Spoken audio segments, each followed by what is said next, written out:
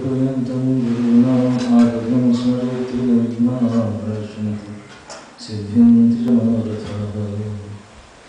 यन्तप्रविश्य वाचं रामप्रसक्तां सञ्जीवयद्यखिलशक्तिभ्रसुताम् अन्यां च हस्तचरणश्रवणत्वादिं प्राणान् नमो भगवते पुरुषाय तुभ्यम्। मनोजवं मारुततुल्यवेगं जितेन्द्रियं बुद्धिमतां वरिष्ठं वातात्मनं मानवीयूथमुख्यं श्रीरामदूतं प्रसादयामि। बुद्धिर्बलं यशोधैर्यं निर्भयत्वं मरुगतो जाड्यं वा पटुत्वं च हनुमस्मरणात् भवेत्। मातर्मे मातरिष्वं विदधो गौरादरिष्टावबन्धो स्वामिन् सर्वान्तरात्मं नजरैर्जन्मवत्यामयान् गोविन्दे देवक्तिं भक्तिजङ्गमनोचितां निर्निमित्तां निर्व्याजां निश्चलां सद्गुणगणप्रभृतिं शाश्वतीमाशुदेव। अभ्रमं बन्धरहितं अजडं बिम्बं सदा आनन्दतीर्थमतुलं भजे भद्रयापदम्। भावती यदनुभावादीडमुखोऽभिवग्निजनमतिर्विजन्तुर्जयति प्रब्धमूलि सकलवचनचेतो देवता भारती सा मम वचनिधत्तां सन्निधिं मानसे च। चित्रैः पदैश्च गम्भीरैः वाक्यैर्मानैरखण्डिते गुरुभावं व्यञ्जयन्ति भाति श्रीजयतीर्थवाक्। अर्थकल्पितकल्पोऽयं प्रत्यर्थिगजकेसरी व्यासतीर्थगुरुर्भूयादस्मदिष्टार्थसिद्धये। तवो विद्याविरक्त्यादि सद्गुणोघाकराणमादरादि गुरुं वन्दे हयग्रीवदयाश्रयम्। पूज्याय राघवेन्द्राय सत्यधर्मरताय च वेदान्तप्रवृक्षाय नमतां कामधेनवे। मन्मनोभीष्टवरदं सर्वाभीष्टफलप्रदं पुरन्दरगुरुं वन्दे दासश्रेष्ठं दयानिधिम्। नमः श्रीपादराजाय नमस्ते व्यासयोगिने नमः पुरन्दरार्याय विजयार्याय ते नमः। जन्माद्यजेतोन्मयादितरतश्चर्थेष्वभिघ्नस्वराः तेने ब्रह्मोदयादिकवये महेन्द्रियं सूरयः। तेजोवारिमृतां यथा विनिमयो यत्र त्रिसर्गं स्यात् धाम्ना स्वेन सदा निरस्तकुहकं सत्यं परं धीमहि। निगमकल्पतरोर्गलितं फलं शुकमुखादमृतद्रवसंयुतं पिबत भागवतं रसमालयं मुहुरो रसिकः भुवि भावुकाः। कृष्णाय वासुदेवाय देवकी नन्दनाय च नन्दगोपकुमाराय गोविन्दाय नमो नमः। श्रीराम राम रामेति रमे राम मनोरमे सहस्रनाम तत्तुल्यं राम नाम वरानने। श्रीराम राम रामेति रमे राम मनोरमे सहस्रनाम तत्तुल्यं राम नाम वरानने। श्रीराम राम रामेति रमे राम मनोरमे सहस्रनाम तत्तुल्यं राम नाम वरानने। इदु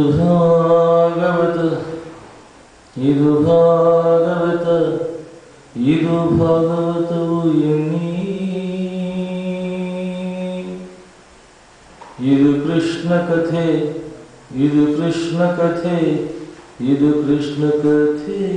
ಎನ್ನಿ।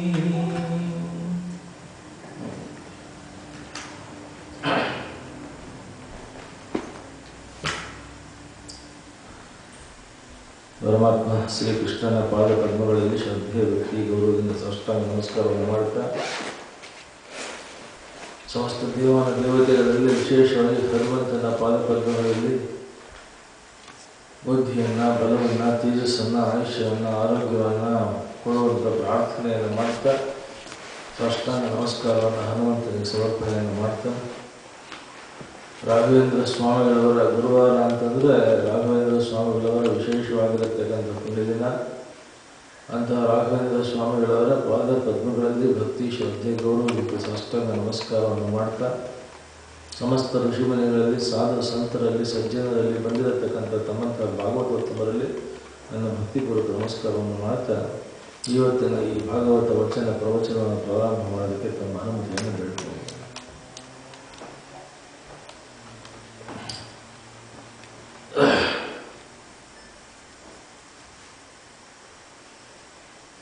ಭಾಗವತ ಹಿರಣ್ಯಾಕ್ಷ ಹಿರಣ್ಯಕಶಿಪು ಇಬ್ಬರು ದ್ವಿತೀಯ ಗರ್ಭದಲ್ಲಿ ಬೆಳೆದು ಅವರು ಹುಟ್ಟಿದ ತಕ್ಷಣ ಜಗತ್ತಿನಲ್ಲಿ ಜ್ವಾಲಾಮುಖಿ ಸಿಡಿದು ಸಮುದ್ರಗಳು ಉಕ್ಕೇರಿ ದಿಕ್ಕುಗಳು ಹರಳಿ ಬಿದ್ದು ನಕ್ಷತ್ರ ನಿಹಾರಿಕೆಗಳು ಆಕಾಶದಿಂದ ಕೆಳಗೆ ಬಿದ್ದು ವಿಚಿತ್ರವಾಗಿರತಕ್ಕಂಥದ್ದಾದಾಗ ಹಿರಣ್ಯಾಕ್ಷ ಬಂದವನ ಜಗತ್ತಿನಲ್ಲೆಲ್ಲ ಪ್ರಳಯದ ಆಕ್ರಂದನವನ್ನು ಸೃಷ್ಟಿ ಮಾಡಿದಾಗ ಪರಮಾತ್ಮ ಹಿರಣ್ಯಾಕ್ಷನ ಸಂಹಾರ ಮಾಡಿದಾಗ ಹಿರಣ್ಯಕಶಿಪು ಕಡುಕೋಪದಿಂದ ಉಗ್ರಕೋಪದಿಂದ ವ್ಯಗ್ರನಾಗಿ ಪರಮಾತ್ಮನನ್ನು ಹುಡುಕಿ ಅವನನ್ನು ಏನಾದರೂ ಮಾಡಿ ಸದೆ ಬಡಿಸಿದೆ ಅನ್ನತಕ್ಕಂಥ ದೃಷ್ಟಿಯಿಂದ ಪರಮಾತ್ಮನನ್ನು ಹುಡುಕಿಕೊಂಡು ತನ್ನ ಸೋದರನಾಗಿರತಕ್ಕಂಥ ಹಿರಣ್ಯಾಕ್ಷನನ್ನು ಕೊಂದಿರತಕ್ಕಂಥ ಪರಮಾತ್ಮನನ್ನು ಹುಡುಕಿಕೊಂಡು ಎಲ್ಲ ಕಡೆ ಕೊಲೆಯನ್ನು, ಹಿಂಸೆಯನ್ನು, ಸುಲಿಗೆಯನ್ನು, ಬೆಂಕಿಯನ್ನು, ಲೂಟಿಯನ್ನು ಮಾಡ್ತಾ ನೆಮ್ಮದಿಯನ್ನು ಕೆಡಿಸ್ತಾ ಧರ್ಮವನ್ನು ಮುರಿದು ಹಾಕ್ತಾ ವಿಚಿತ್ರವಾಗಿ ಸಜ್ಜನರಿಗೆಲ್ಲ ಭಯ ಮತ್ತು ದುಃಖಗಳನ್ನು ವಿಹುವಲವಾಗಿ ಕೊಡ್ತಾ ಇದ್ದಾಗ, ಅಶಾಂತಿ ಹರಡುತ್ತಾ ಇದ್ದಾಗ, ಧರ್ಮದ ವಿರುದ್ಧ ಹೋರಾಡತಕ್ಕಂಥ ಶಕ್ತಿಯನ್ನು ಸಜ್ಜನರಲ್ಲಿ ವಾಸ ಮಾಡ್ತಾ ಇದ್ದಾಗ ಆಗ ಅವನಿಗೆ ಅನ್ನಿಸ್ತು, ನಾನು ಇವರನ್ನು ಇಷ್ಟು ಹೊಡೆದು ಮಾಡಿ ಏನು ಪ್ರಯೋಜನ ಇಲ್ಲ, ನಾನು ಪರಮಾತ್ಮ ಅಂತನ್ನತಕ್ಕಂಥ ಒಂದು ದೊಡ್ಡ ಘೋಷಣೆ ಹೊರಡಿಸಿಕೊಂಡು ನನ್ನ ಸೋದರನನ್ನು ಕೊಂದಿರತಕ್ಕಂಥ ವಿಷ್ಣುವನ್ನೇ ನಾನು ಸಂಹರಿಸಬೇಕು, ಅದಕ್ಕಾಗಿ ಮಹಾನ್ ಶಕ್ತಿಯನ್ನು, ಪ್ರಳಯ ಶಕ್ತಿಯನ್ನು ಪಡ್ಕೋಬೇಕು ಅಂತ ಹೇಳಿ ತಪಸ್ಸು ಮಾಡೋದಕ್ಕೆ ಹೊರಟ. ಹೇಗೆ ತಪಸ್ಸಿಗೆ ಹೊರಟ ಅಂದ್ರೆ ಉಗ್ರವಾಗಿರತಕ್ಕಂಥ ತಪಸ್ಸಿಗೆ ಹೊರಟ, ವ್ಯಗ್ರವಾಗಿರತಕ್ಕಂಥ ತಪಸ್ಸಿಗೆ ಹೊರಟ. ತಪಸ್ಸಿಗೆ ನಿಂತುಕೊಂಡ ಹೇಗೆ ಅಂತ ಭಾಗವತ ಹೇಳ್ತಾ ಇದೆ. ಆಕಾಶದ ಕಡೆ ಮುಖ ಮಾಡದ, ಕಾಲ ಮೇಲೆ ನಿಂತುಕೊಂಡ, ಕಡೆಗೆ 5 ಬೆರಳುಗಳ ಮೇಲೆ ನಿಂತುಕೊಂಡ, ಕಡೆಗೆ 4 ಬೆರಳನ್ನು ಎತ್ತಿ ಕೇವಲ ಒಂದು ಸಣ್ಣ ಬೆರಳಿನ ಮೇಲೆ ಇಡೀ ದೇಹವನ್ನು ನಿಲ್ಲಿಸುದ. ಕಾಲಿನ ಹೆಬ್ಬೆರಳಿನ ಒಂದೇ ಬೆರಳಿನ ಮೇಲೆ ಇಡೀ ದೇಹವನ್ನು ನಿಲ್ಲಿಸಿದ, 2 ಕೈಯನ್ನು ಆಕಾಶದ ಕಡೆಗೆ ಚಾಚಿ ಈಗ ವಿಚಿತ್ರವಾಗಿರತಕ್ಕಂತಹ ತೀವ್ರವಾಗಿರತಕ್ಕಂತಹ ತಪಸ್ಸಿನ ಜ್ವಾಲೆಗಳನ್ನು ಒಳಗಡೆಯಿಂದ ಕೆರಳಿಸ್ತಾ ಈಗ ತಪಸ್ಸನ್ನು ಬ್ರಹ್ಮದೇವರನ್ನು ಬಿಡುದು ತಪಸ್ಸು ಮಾಡ್ತಾ ಇದ್ದಾನೆ. ಅವನ ತಲೆಯಿಂದ ಬೆಂಕಿಯ ಜ್ವಾಲೆ ಯಾವ ರೀತಿಯಲ್ಲಿ ಹೊರಡ್ತಾ ಇದೆ ಅಂತಂದ್ರೆ, ಭೂಮಿ, ಗ್ರಹ, ನಕ್ಷತ್ರಗಳು ಉರಿದು ಬೀಳೋದಕ್ಕೆ ಪ್ರಾರಂಭವಾಗಿದೆ. ಆ ಶಾಖದ ಪ್ರಖರತೆ ಮತ್ತು ತೀವ್ರತೆಗೆ ಜಗತ್ತೆಲ್ಲ ಭಯಗ್ರಸ್ತವಾಗಿದೆ. 14 ಲೋಕಗಳು ತಲ್ಲಣಗೊಂಡಿರುವಾಗ ದೇವತೆಗಳೆಲ್ಲ ಬ್ರಹ್ಮದೇವರ ಬಳಿಗೆ ಬರ್ತಿದ್ದಾರೆ. ಬ್ರಹ್ಮದೇವರು ಹೇಳಿದ್ರು, ಅವನನ್ನು ಸೋದರ ನಾನು ಶಮನ ಮಾಡ್ತೇನೆ, ನೀವೆಲ್ಲ ಹೋಗಿ ಅಂತ ಹೇಳಿ ಅವನು ಹಿರಣ್ಯಕಶಿಪು ತಪಸ್ಸು ಮಾಡ್ತಿದ್ದಂಥ ಸ್ಥಳಕ್ಕೆ ಬ್ರಹ್ಮದೇವರು ಬರ್ತಿದ್ದಾರೆ. ಹಿರಣ್ಯಕಶಿಪು ತಪಸ್ಸು ಮಾಡ್ತಿರೋ ಸ್ಥಳಕ್ಕೆ ಬಂದು ನೋಡ್ತಾರೆ, ಹಿರಣ್ಯಕಶಿಪುನೇ ಇಲ್ಲ, ಶಬ್ದ ಕೇಳಿಸ್ತಾ ಇದೆ, ಮನುಷ್ಯನೇ ಇಲ್ಲ. ಎಲ್ಲೂ ಹೋದನಪ್ಪ, ಅವನು ಕಾಣಿಸ್ತಾ ಇಲ್ವಲ್ಲ. ನದರ್ಶ ಪ್ರತಿಚ್ಛನ್ನ ಮಲ್ಮಿಲಿಕ ಗಣಕೀಚಕೈ ಪಿಪೀಲಿಕ ವಿರಾಜನ ಮೇಧಸ್ವನ್ ಮಾಂಸಶೋಣಿತ. ಏನಾಗಿದೆ ಅಂತಂದ್ರೆ, ಅನೇಕ ವರ್ಷಗಳು, ಸಂವತ್ಸರಗಳು, ದಶಕಗಳು, ಶತಮಾನಗಳಲ್ಲಿ ಹಾಗೆ ನಿಂತವನು ಮೈ ಮರೆತ, ಪ್ರಪಂಚವನ್ನು ಮರೆತ, ಎಲ್ಲ ಮರೆತು ಕೇವಲ ತಪಸ್ಸಿನಲ್ಲಿದ್ದಾಗ ಅವನ ದೇಹದ ಮೇಲೆ ದೊಡ್ಡ ವಲ್ಮೀಕ ಅಂದ್ರೆ ಹುತ್ತ ಬೆಳ್ಕೊಂಡ್ಬಿಟ್ಟಿದೆ. ಮಹಾನ್ ಹುತ್ತಗಳು ಬೆಳೆದೋಗಿದೆ. ಆ ಹುತ್ತದ ಒಳಗಡೆ ಇರತಕ್ಕಂತಹ ದೇಹದನ್ನ ಅಲ್ಲಿರತಕ್ಕಂಥ ಇರುವೆಗಳು, ಕ್ರಿಮಿಗಳು, ಕೀಟಗಳು, ಗೊದ್ದೆಗಳು, ನೊಣಗಳು ಎಲ್ಲ ಒಂದೊಂದಾಗಿ ತಿಂದುಕೊಂಡು ಆ ಮೇಧವನ್ನ, ಮಾಂಸವನ್ನ, ನಿಜವನ್ನ, ರಕ್ತವನ್ನ ಸಮಸ್ತವನ್ನು ತಿಂದು ಹಾಕಿ ಕೇವಲ ಮೂಳೆಗಳ ಚಕ್ಲದ ಮೇಲೆ ನಿಂತುಕೊಂಡು ತಪಸ್ಸು ಮಾಡ್ತಾ ಇದ್ದಾನೆ ಹಿರಣ್ಯಕಶಿಪು. ಸಮಸ್ತವೂ ಹೊರಟೋಗಿದೆ. ಆಶ್ಚರ್ಯದಿಂದ ಬ್ರಹ್ಮದೇವರು ಅವನು ಇದ್ದ ಹುತ್ತದ ಕಡೆಗೆ ತಮ್ಮ ದಿವ್ಯ ದೃಷ್ಟಿಯನ್ನು ಬೀರಿದಾಗ ಹುತ್ತ ಕಳಚಿ ಬಿತ್ತು. ಆ ಕೇವಲ ಮೂಳೆ ಚಕ್ರದ ಒಳಗಡೆ ಅದ್ಭುತವಾದ ಜ್ಯೋತಿಯನ್ನು ಬೆಳಗಿಸಿಕೊಂಡು ತಪಸ್ಸು ಮಾಡ್ತಿರತಕ್ಕಂಥ ಹಿರಣ್ಯಕಶಿಪುವನ್ನು ಕಂಡು ಬ್ರಹ್ಮದೇವರು ಆಶ್ಚರ್ಯದಿಂದ ಹೇಳ್ತಾರೆ, ನೈತತ್ ಪೂರ್ವರ್ಷ ಯಶ್ಚಕ್ರು. ಹಿಂದೆ ಯಾರು ಇಷ್ಟು ಕಠಿಣವಾದ ಘನಘೋರವಾಗಿರತಕ್ಕಂಥ ತಪಸ್ಸು ಮಾಡಿದ್ದನ್ನ ಕಂಡಿಲ್ಲ, ಕೇಳಿಲ್ಲ. 7 ಮೇಲೆ 7 ಏನಾಗಬೇಕು ಅಂತ ಆಗ ತಮ್ಮ ಕಮಂಡಲದಿಂದ ಅವನಿಗೆ ತೀರ್ಥ ಪ್ರೋಕ್ಷಣೆ ಮಾಡಿದಾಗ ಸಕಲವಾಗಿರತಕ್ಕಂಥ ವೈಭವ, ವಿಜೃಂಭಣೆ, ಆಭರಣಗಳಿಂದ ಮುಂಚಿನ ಹಾಗೆ ಮಹಾ ತೇಜಸ್ವಿಯಾಗಿರತಕ್ಕಂಥ ಹಿರಣ್ಯಕಶಿಪು ಪ್ರಕಟನಾದ. ಯಾಕೆ ಇಷ್ಟು ದೊಡ್ಡ ತಪಸ್ಸು ಮಾಡಿದ್ವಿ, ಏನು ಬೇಕು ನಿನಗೆ ಅಂತ ಕೇಳಿದ್ರು. ನನಗೆ ಏನು ಬೇಡ, ನಿಮ್ಮಲ್ಲಿ ಭಕ್ತಿ ಇತ್ತು ಅದಕ್ಕೋಸ್ಕರ ತಪಸ್ಸು ಮಾಡಿದೆ, ನನಗೆ ಏನು ಬೇಡ ನನಗೆ. ಇವ್ರಿಗೆ ಆಶ್ಚರ್ಯ, ಜಗತ್ತಿನಲ್ಲಿ ಯಾರೂ ಈ ಬಾಂಧವ್ಯನಂತ ಉಗ್ರ ತಪಸ್ಸು ಮಾಡಿದ್ಯಾ, ಏನು ಬೇಕು ಅಂದರೆ ಏನು ಬೇಡ ಅಂತ್ಯ, ಏನಾದರೂ ಕೇಳು, ನನಗೆ ತುಂಬ ಏನೂ ಬೇಡ, ಸಿಂಪಲ್ ಆಗಿರೋದು ಒಂದು 3 ವರ್ಡಿಂದು ನನಗೆ ಕೊಟ್ಟುಬಿಟ್ಟು ಸಾಕು. ಇಷ್ಟು ದೊಡ್ಡ ತಪಸ್ಸು, 1000 ವರ್ಷ ತಪಸ್ಸು ಮಾಡಿ 3 ವರ್ಡ್ ಕೇಳ್ಕೊಳ್ತೀಯನಪ್ಪ, ಸಾಕು ನನಗೆ 3 ವರ್ಡ್ ಕೊಟ್ಬಿಡು ಸಾಕು. ಆಯಿತು ಕೇಳ್ಕೊ, ಅದೇನು 3 ವರ್ಡ್ ಕೇಳ್ಕೊಂತ ಕೇಳ್ಕೊಂಡ ಏನು, ನನಗೆ ಸಾವು ಬರ್ಕೊಡು, ಇಷ್ಟೇ 3 ವರ್ಡ್, ನನಗೆ ಸಾವು ಬರ್ಕೊಡು. ಆಗ ಬ್ರಹ್ಮದೇವರು ಹೇಳಿದರು, the moment you are already born, you are already half dead. ನೀನು ಹುಟ್ಟಿದ್ಯಾ ಅಂತಂದ್ರೆ ಪ್ಯಾಕೇಜ್ ಡೀಲ್ ಜೊತೆಲೇ ಬರ್ತಾ ಇದೆಯಾ, ಅದು ಪ್ಯಾಕೇಜ್. ಅದು ಹುಟ್ಟದ ಅಂತಂದ್ರೆ ಸಾವಿನ ಜೊತೆನಲ್ಲೇ ಬರುತ್ತೆ, ಬೋರ್ಡಿಂಗ್ ಆ್ಯಂಡ್ ಲಾಡ್ಜಿಂಗ್ ಟುಗೆದರ್ ಅಂತಾರಲ್ಲ ಹಾಗೆ ಬರುತ್ತೆ ಅದು. ಆದ್ದರಿಂದ ಹುಟ್ಟು ಮತ್ತು ಸಾವು ಅನ್ನತಕ್ಕಂಥದ್ದು ಒಂದೇ ನನ್ನೆದೆ 2 ಮುಖ ರಜ. ಹುಟ್ಟಿದ ಅಂತಂದ್ರೆ ಅರ್ಧ ಆಗಲೇ ಸಾವಿನ ಕಡೆಗೆ ಪ್ರಯಾಣ ಪ್ರಾರಂಭ ಆಗೋಗುತ್ತೆ. ಆದ್ದರಿಂದ ಹುಟ್ಟೋದಕ್ಕೆ ಮುಂಚೆ ಇದನ್ನು ಕೇಳ್ಕೊಂಡಿದ್ದಿದ್ರೆ ಒಂದು ಪಾಸಿಬಿಲಿಟಿ ಇತ್ತು.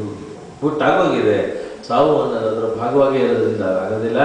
ಆದರೆ ನೀನು ಎಷ್ಟು ಬುದ್ಧಿವಂತ ಆಯ್ತು ಅಂದರೆ, you are so intelligent, so intellectual, so smart, you are a street smart fellow, and you are so sharp that you apply your permutation and combination potential in the brain. Use your brain power and see that you are going to have such immunity. ಸಾವು ಬರೋದು ಅಲ್ಲ ಅಂತಲ್ಲ, immunity ಕೇಳ್ಕೊ, so that it doesn't come near to you. ಆ ಥರದ permutation combination immunity circle ಅನ್ನ ಕೇಳಕ್ಕೂ ಕೊಡ್ತೀನಿ. ಇವನಿಗೂ ಅದೇ ಬೇಕಾಗಿತ್ತು. Immediately the fellow who had acquired so much of knowledge started applying that knowledge. He proved to the world that it is not sufficient to have the acquisition of knowledge, it is equally important the application of the knowledge.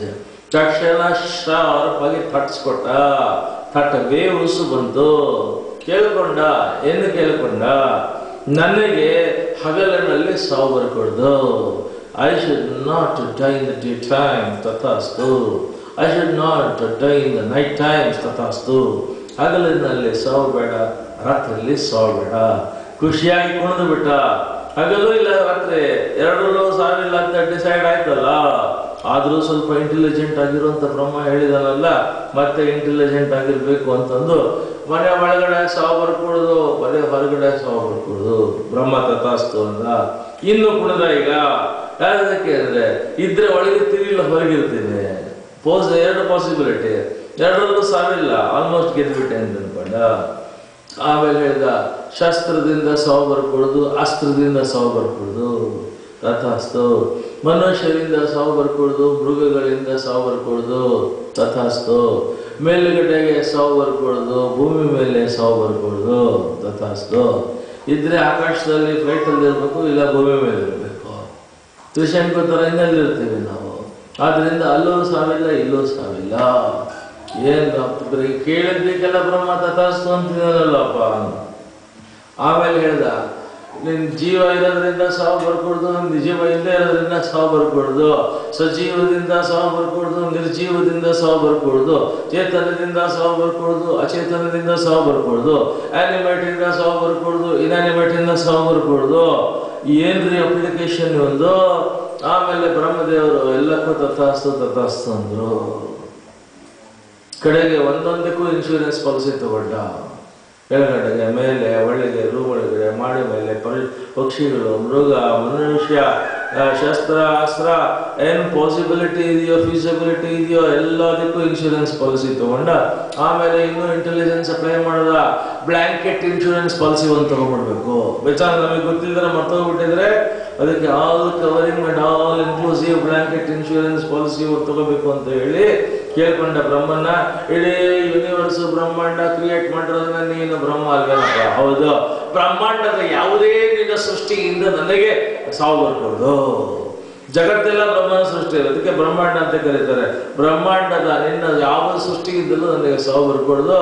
ತಥಾಸ್ತು ಅಂದ ಬ್ರಹ್ಮ. ಏನು ಹತ್ತಿ ಕುಣಿದು ಬಿಟ್ಟ. ಯಾಕೆ ಅಂತಂದ್ರೆ ಎಲ್ಲ ಕಡೆಯಿಂದ insurance protection ಇದೆ ನನಗೆ. ನಾನು ಯಾರೇನು ಮಾಡ್ತಾರೆ? ಬ್ರಹ್ಮದೇವರು ಹೊರಟರು. ಎಲ್ಲ ಲೋಕಗಳಿಗೆ ದಾಳಿ ಇಟ್ಟ, ದಿಕ್ಕುಗಳಿಗೆ ದಾಳಿ ಇಟ್ಟ. ವಿಚಿತ್ರವಾಗಿರತಕ್ಕಂಥ ರೀತಿಯಲ್ಲಿ ಜಗತ್ತಿನ ಎಲ್ಲ ತೊಂದರೆ ಕೊಡಕ್ಕೆ ಪ್ರಾರಂಭ ಮಾಡಿದ. ಎಷ್ಟರ ಮಟ್ಟಿಗೆ ಅಂದ್ರೆ 14 ಲೋಕಗಳಲ್ಲಿ ಇವನ್ನ ಸೈನ್ಯವನ್ನು ತೆಗೆದುಕೊಂಡು ದಂಡೆತ್ತಿ ಹೋಗಿ ಲೂಟಿ ಮಾಡಿ ದಿಕ್ಕುಗಳನ್ನು ತನ್ನ ಸಿಂಹಾಸನಕ್ಕೆ ಕಟ್ಟಾಕೊಂಡ.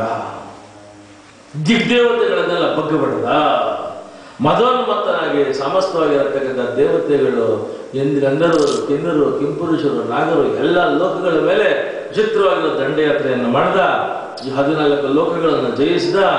ದೇವತೆಗಳೆಲ್ಲ ತತ್ತರೆ ಗುಟ್ಟತ್ತ ಪರೆಗುಟ್ಟತ್ತ ಪರಮಾತ್ಮನ ಹತ್ರ ಬಂದು ಪ್ರಾರ್ಥನೆ ಮಾಡಿಕೊಂಡ್ರು. ಕಂಡಿಲ್ಲ ಕೇಳಿಲ್ಲ ಯಾವನಿವನು ಏನಿದ್ದರಾಟೆ. ಆಗ ದೇವರು ಹೇಳ್ತೇನೆ, ಪರಮಾತ್ಮ ಹೇಳಿದ ದೇವತೆಗಳಿಗೆ, ಯದಾ ದೇವೇಶು ವೇದೇಶು ಗೋಷು ವಿಪ್ರೇಶು ಸಾಧುಷು ಧರ್ಮೇ ಮೈಚ ವಿದ್ವೇಷ ಸವಾಶು ವಿನಶ್ಯತಿ.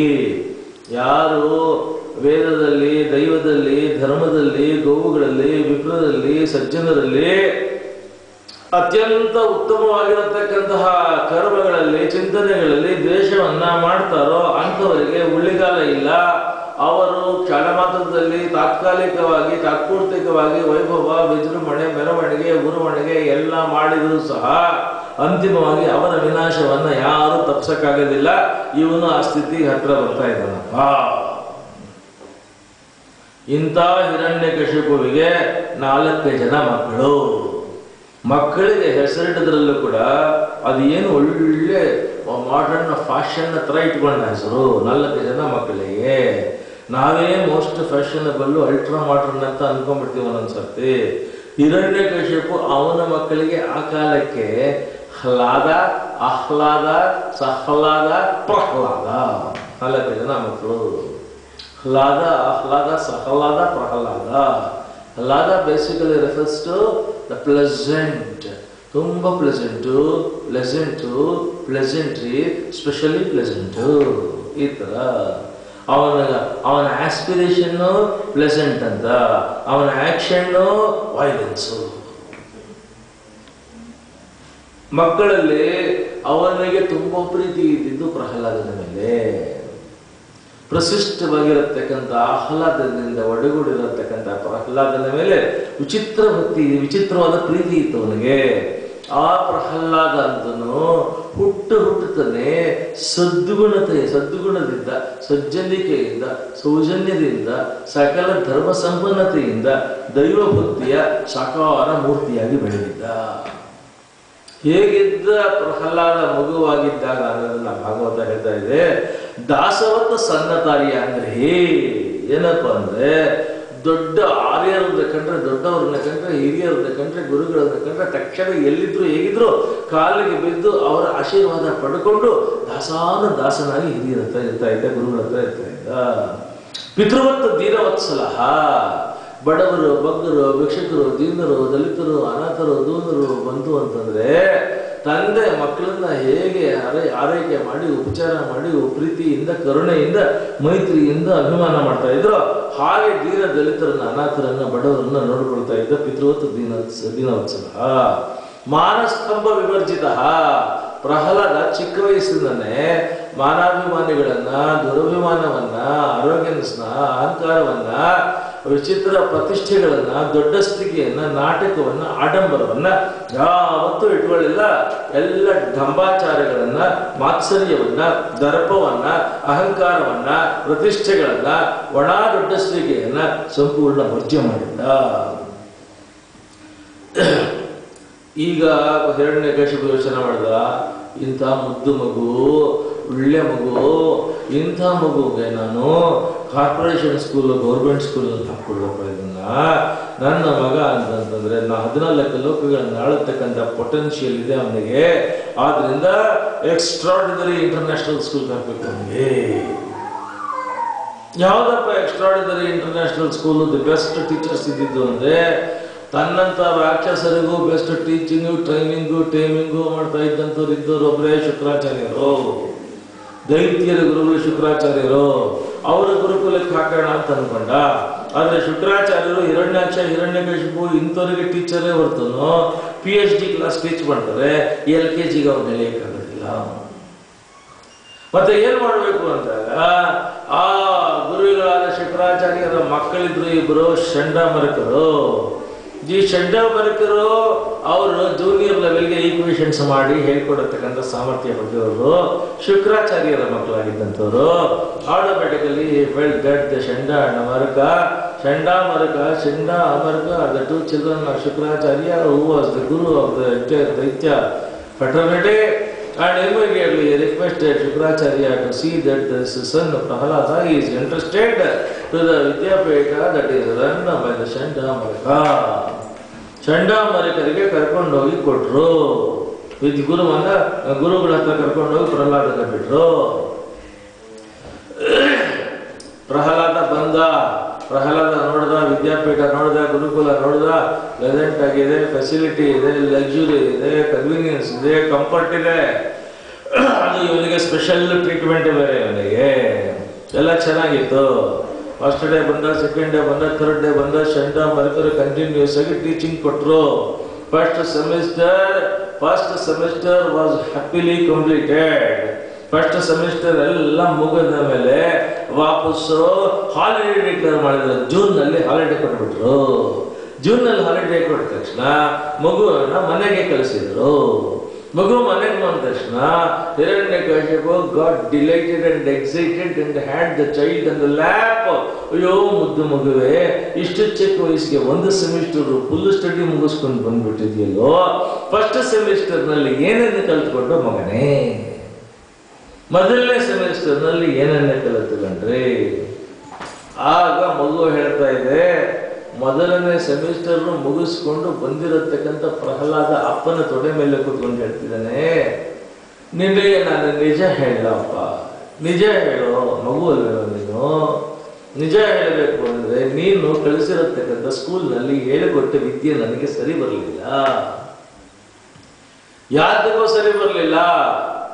ಅಲ್ಲಿ ಹೇಳಿಕೊಡ್ತದ the message and the teachings that are given in that Vidyapita is so trivial and so insignificant, it doesn't take you towards the ultimate realization. ಅಲ್ಲಪ್ಪ, ಜಗತ್ತಿನ ಜನರೆಲ್ಲ ಯಾವ ಅಧಪತನದ ವಿಷಯ ವಾಸನೆಗಳ ದಾರಿಯಲ್ಲಿ ಹೋಗ್ತಿದಾರೋ, ಆ ಸಂಸಾರ ಸುಖ ಅನ್ನತಕ್ಕಂಥ ಭ್ರಮೆಯ ಹಾಳು ಬಾವಿನಲ್ಲಿ ಬೀಳತಕ್ಕಂಥ ವಿಚಾರಗಳನ್ನ ಸಿಲೆಬಸ್ ಅಂತ ಮಾಡಿ ನನ್ನ ತಲೆಗೂ ತುಂಬುತ್ತಾ ಇದ್ದಾರೆ ಸ್ಕೂಲ್ನಲ್ಲಿ. ಆ ಪಾಠ ಕಟ್ಕೊಂಡು ನಾನೇನ ಮಾಡಲಿ? The real value, the real virtue, the real message, the real theme and the real textbook, real component of any good Vidyapita or any Gurukula should be to take the children from the darkness towards the light, to take the children from the darkness towards the enlightenment, to take the children from all agonies and ordeals and difficulties, obstructions and objections, towards the delight, adventure, realization, the coolness and the calmness of complete internal understanding. But unfortunately, in the school that you have admitted me, there is neither internal understanding nor external understanding. In fact, teachers themselves doesn't have understanding of what they have to teach to me. ಯಾಕೆ ಹೇಳ್ತಾ ಇದೆಯಾ? After the experience, the first semester, I personally feel ಇಂಥ ವಿಷಯ